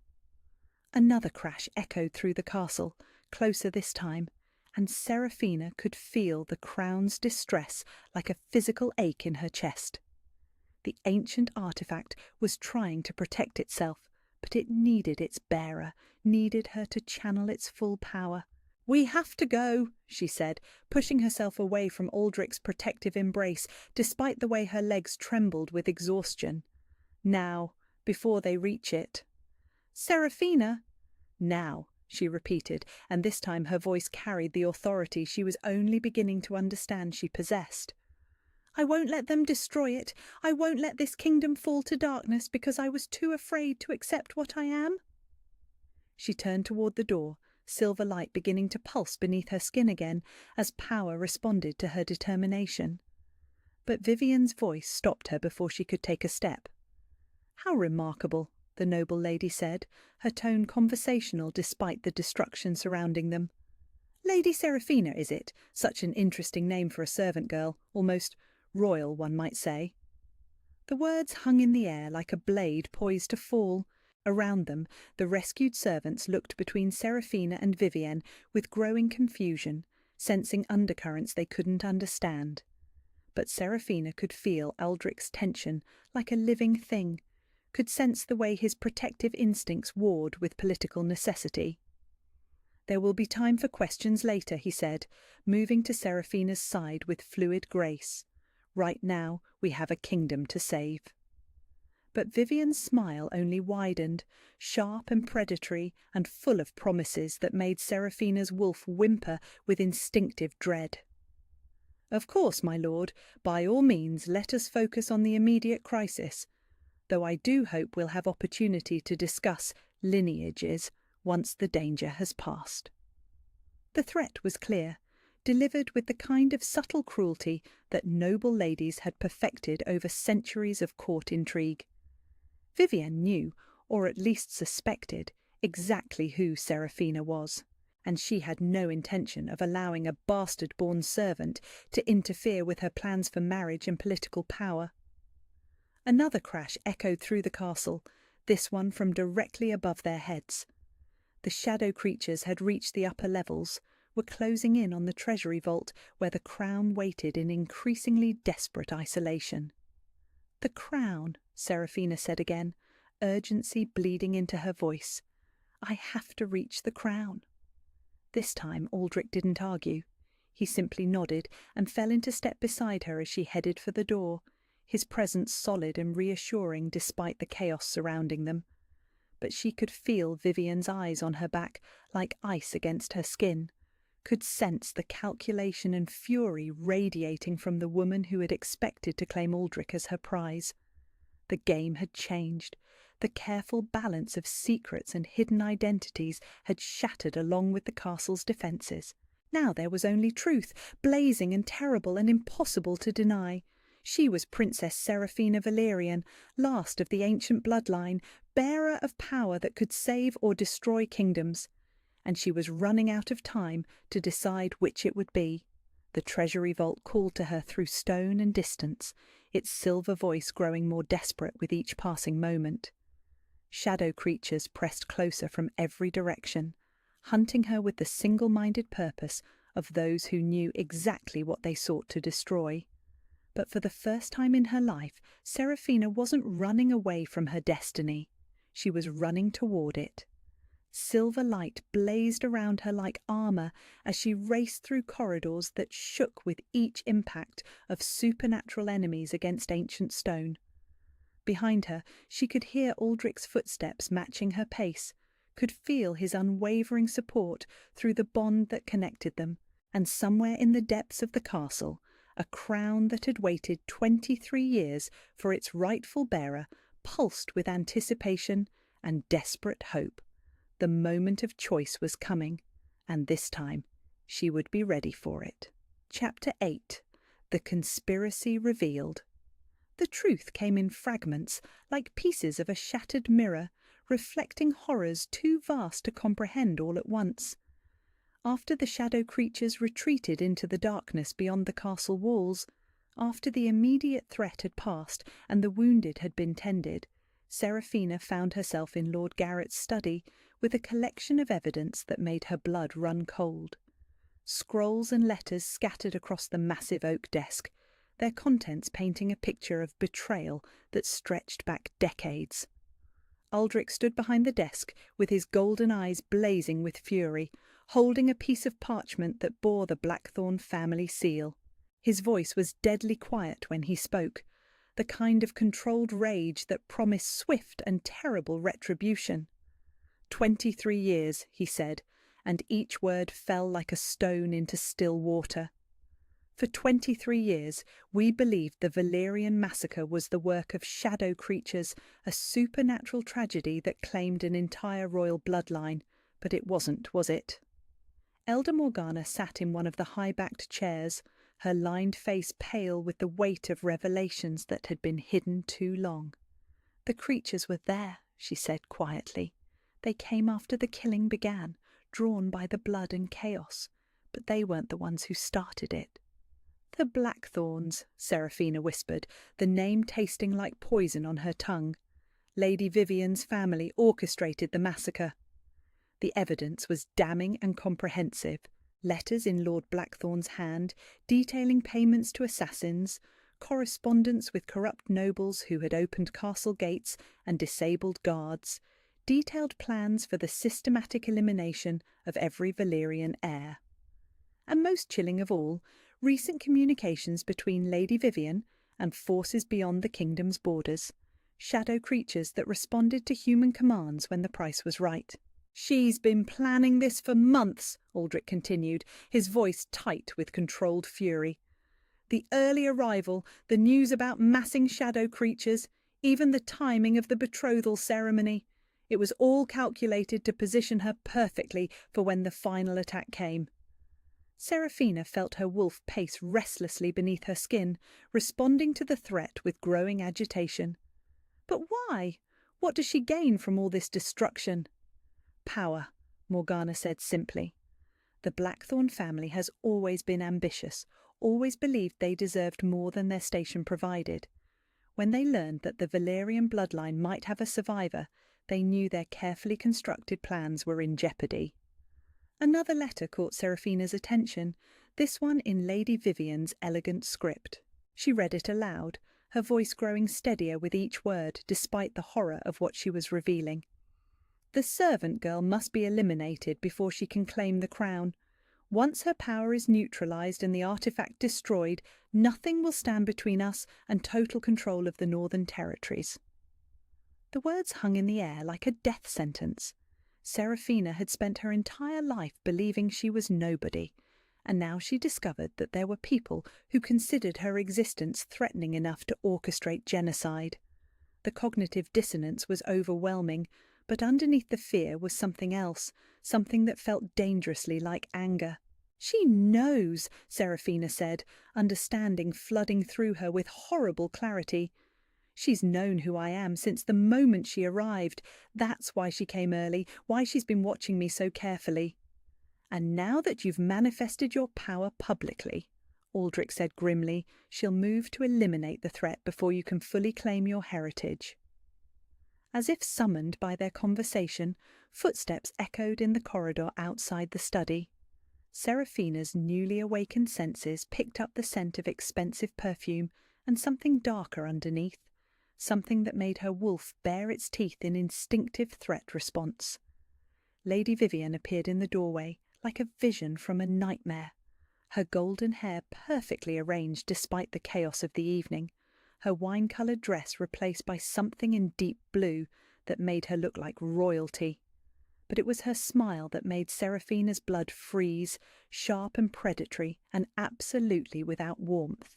"How cosy," Vivian said, stepping into the study with the confidence of someone who held all the winning cards. "A little strategy session, I presume? Planning our defence against the next wave of attacks?" "Something like that," Aldrich replied, his voice carefully neutral. But Seraphina could feel the tension radiating from him, could sense the way his hand had moved to rest on the hilt of his sword.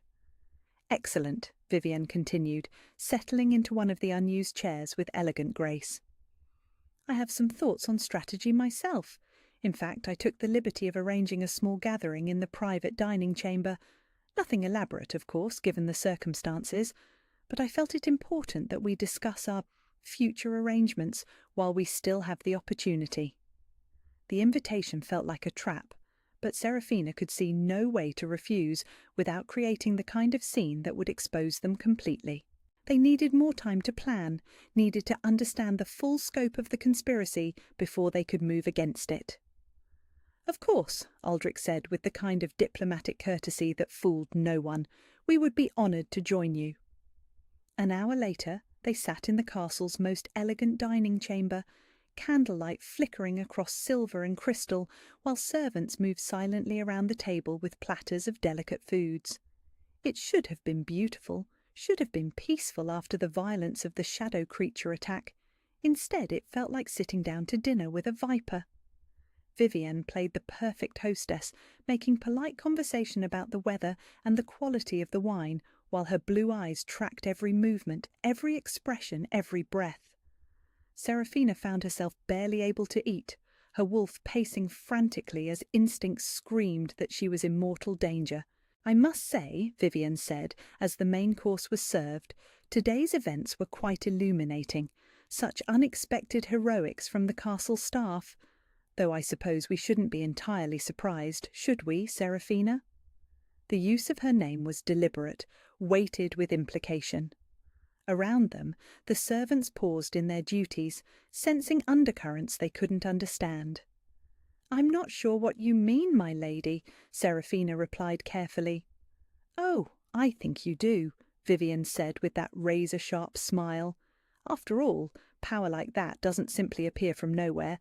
It has to come from somewhere, ancestral, one might say." Aldrich's fork paused halfway to his mouth, and Serafina could feel the sudden spike of his protective instincts through their bond. But before either of them could respond, Vivian was continuing with the kind of casual cruelty that suggested she was enjoying herself immensely. "The resemblance is quite striking, actually, around the eyes, I think. Very similar to the portraits of Queen Isabella that used to hang in the old palace. Before the massacre, of course." The words fell like stones into still water, creating ripples that spread outward until everyone in the room understood exactly what was being implied. Serafina felt her heart stop beating, felt the world narrow to the woman across the table who held her life in perfectly manicured hands. "Careful, Lady Vivian," Aldrich said, his voice carrying a warning that made the candle flames flicker. "Accusations of royal heritage are serious matters. They require proof, evidence, witnesses." "Oh, I have all of those," Vivian replied, raising her wineglass in a mock toast. "Letters, birth records, testimonies from those who were there, everything needed to prove that our dear Serafina is indeed the lost princess of House Valerian." She paused to sip her wine, letting the implications settle over the room like a shroud. Then she continued with the kind of deliberate malice that left no doubt about her intentions. "Of course, such revelations can be problematic, particularly when they interfere with existing political arrangements. It would be such a tragedy if something were to happen to our newly discovered princess before she could claim her birthright." The threat was clear, delivered with the kind of subtle poison that noble ladies had perfected over centuries of court intrigue. But it was the movement of her hand toward a small vial hidden in her sleeve that made Serafina's wolf throw back its head and howl in terror. Poison. She was going to poison them both, eliminate the threats to her plans with the kind of efficiency that had served her family for generations. Time slowed to a crawl as Vivian's fingers closed around the vial, as she leaned forward to pour its contents into the wine decanter that sat between them. Serafina could see death approaching with crystalline clarity, could feel her newly awakened power stirring in response to mortal danger. "No," she said, and silver light erupted from her skin like sunrise breaking over a winter landscape. The power that poured out of her this time was different from before, more controlled, but infinitely more deadly. Instead of the wild, unfocused energy that had destroyed the shadow creatures, this was surgical precision, magic that responded to her will with the obedience of a perfectly trained weapon. Silver fire wrapped around the vial in Vivian's hand, heating the glass until it shattered, spilling its deadly contents across the table in a pattern of smoking destruction. The poison ate through wood and silver alike, leaving scorched patterns that spoke eloquently of what it would have done to human flesh. "Impressive," Vivian said, seemingly unperturbed by the failure of her assassination attempt. "Though I have to say, you're only delaying the inevitable. My allies are already in position. The shadow creatures were just the opening move." She rose from her chair with fluid grace, her perfect composure never wavering despite the magical display that should have terrified her. "The next wave will be larger, more coordinated, And when your precious castle falls, when your people lie dead in the courtyard, you'll realize that all your newfound power means nothing against properly planned strategy." "You're wrong," Seraphina said, rising to face her with silver light still dancing around her fingers. "I may not know how to be a princess yet, but I know how to protect the people I care about." "Do you?" Vivian's smile widened, sharp as broken glass. "Because from where I stand, you look like a frightened little girl playing with powers she doesn't understand. When the real battle comes, when you're faced with choices that will determine the fate of kingdoms, I wonder if you'll have the strength to make them." She moved toward the door with the confidence of someone who held all the winning cards, pausing only to deliver one final thrust. "Enjoy your brief moment of triumph, Princess, because when dawn breaks you'll face an enemy that makes tonight's attack look like a children's game." The sound of her footsteps faded down the corridor, leaving behind the scent of expensive perfume and the promise of greater horrors to come. In the dining chamber, servants began to clean up the evidence of attempted murder with the kind of efficiency that spoke of long practice with noble scandals, but Seraphina barely noticed. She was staring at the place where Vivian had sat, at the scorched wood and ruined silver that marked where poison had been intended for her throat. Her wolf was going insane now, pacing and whining and pressing against her consciousness with desperate urgency.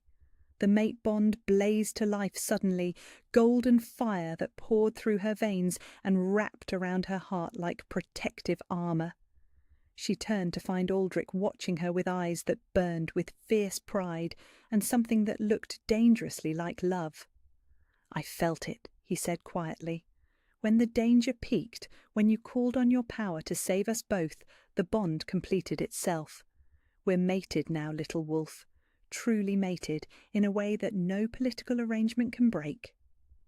The knowledge settled into her bones, like coming home, warm and right and absolutely unshakable. Whatever challenges lay ahead, whatever enemies gathered in the darkness beyond the castle walls, she wouldn't face them alone. But as she looked around the elegant dining chamber, with its evidence of attempted murder and casual treachery, one thing became absolutely clear.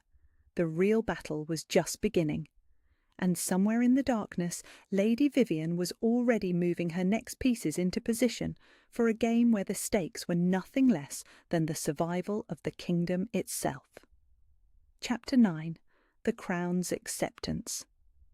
The world narrowed to that single moment when everything she had ever been fell away like shed skin. Seraphina stood before the treasury vault in the pre-dawn darkness, her heart hammering against her ribs as she faced the choice that would define not just her own fate, but the fate of everyone she had ever cared about.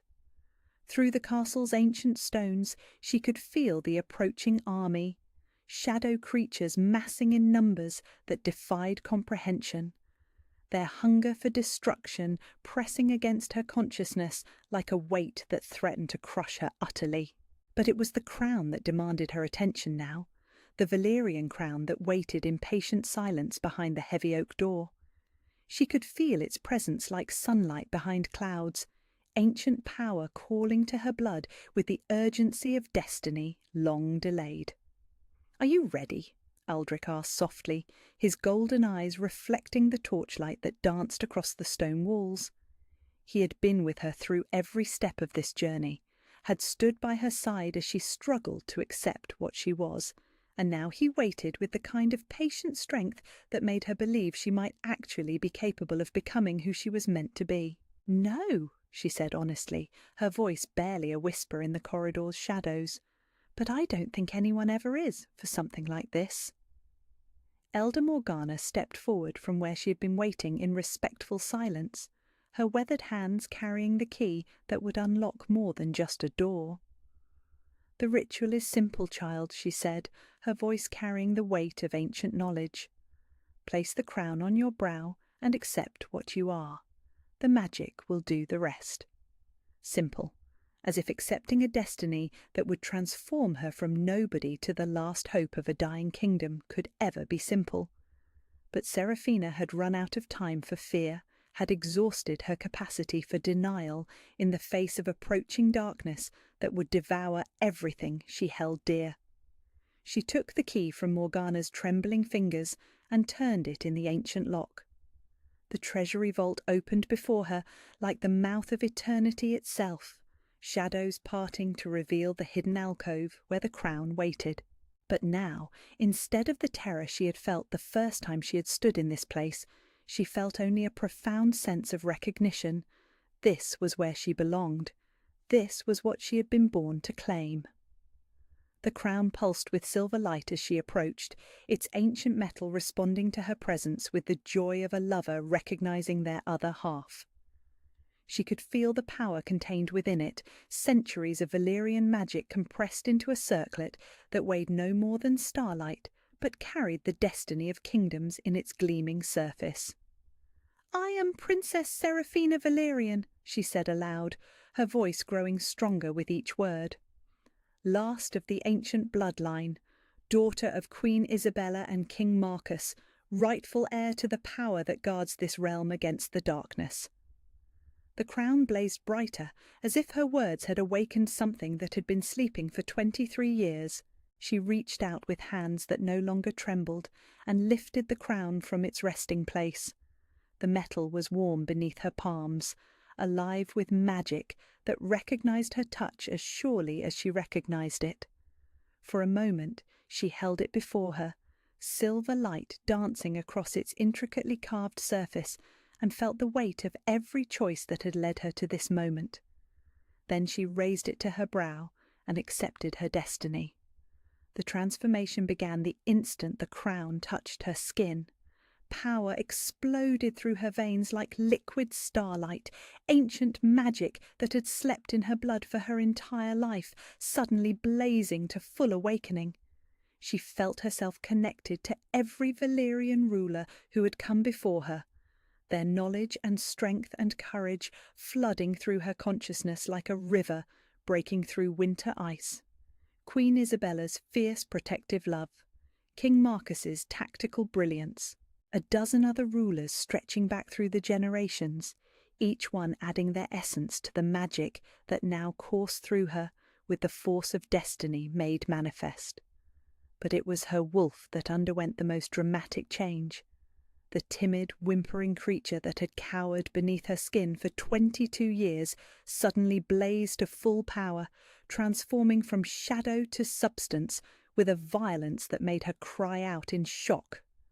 Bones cracked and reformed, muscles expanded with supernatural strength, and when the change was complete, she found herself looking out through the eyes of a beast that had never existed before.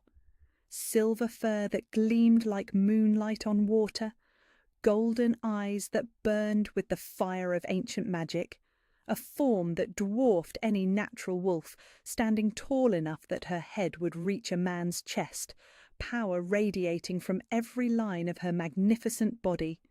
She was beautiful. She was terrible. She was exactly what she had always been meant to be.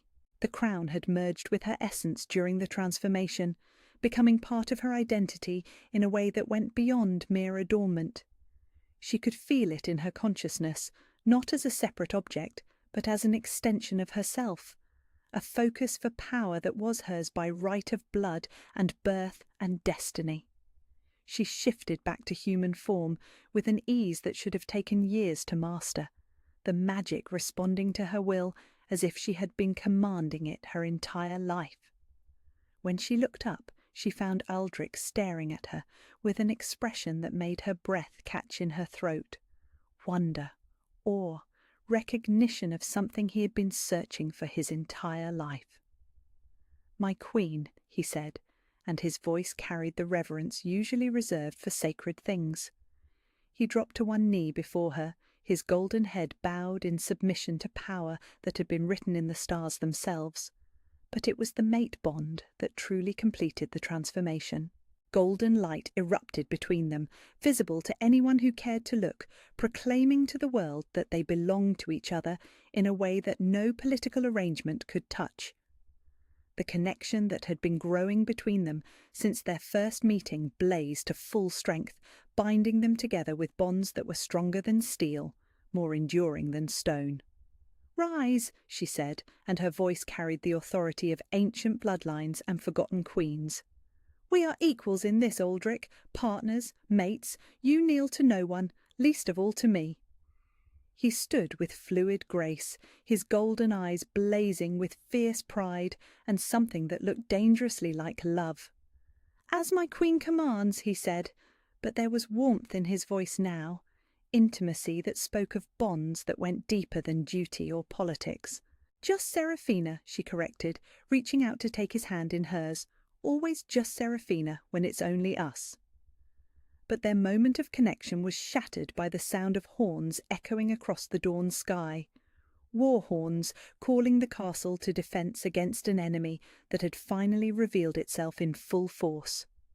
Through the treasury vault's small window, she could see darkness spreading across the horizon like spilled ink, shadow creatures massing in numbers that made the previous night's attack look like a mere scouting party. "They're here," Aldrich said, his hand moving instinctively to the weapons at his belt. "The final assault."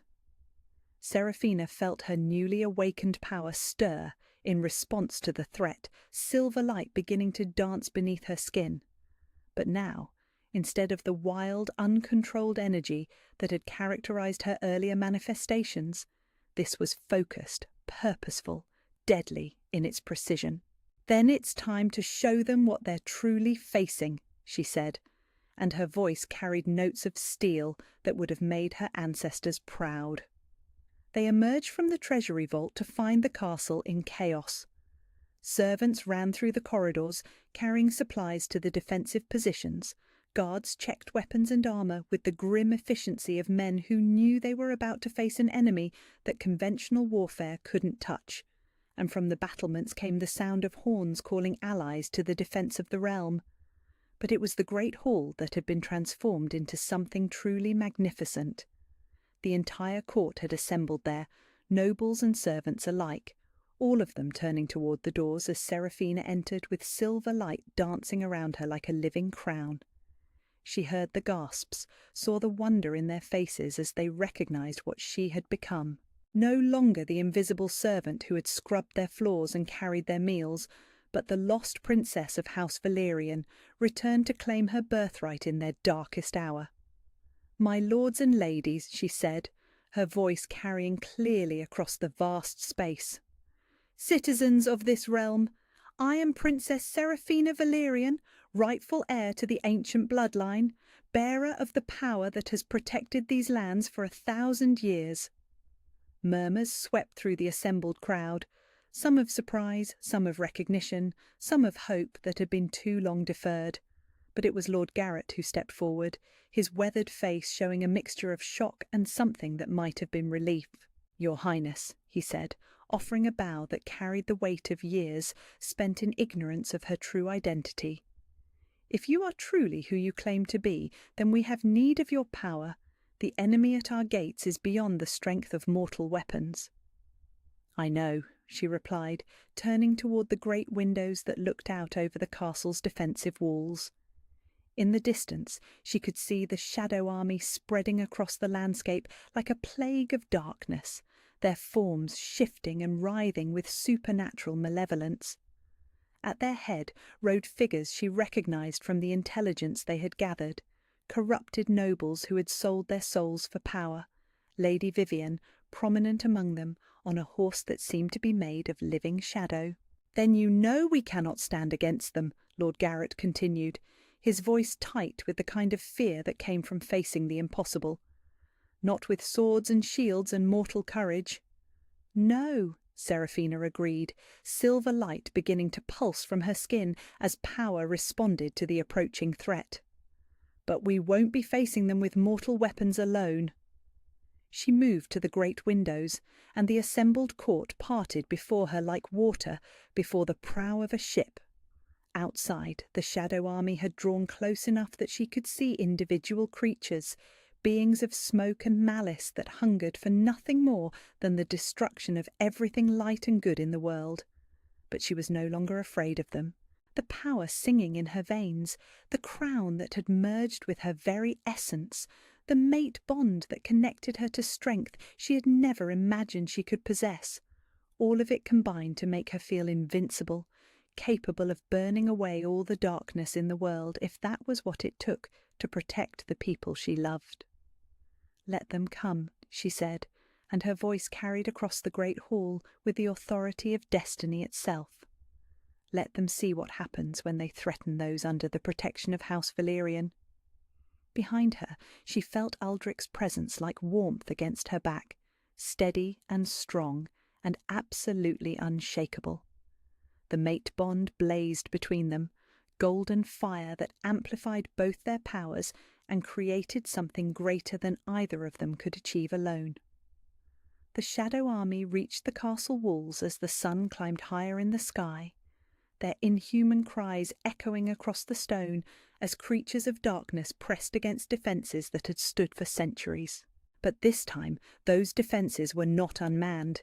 This time, they were protected by power that had been sleeping for a generation, ancient magic wielded by hands that had finally learned to accept their destiny. Seraphina raised her arms, and silver light erupted from her skin like dawn breaking over a winter landscape. The real battle was about to begin, and for the first time in her life she was ready for it.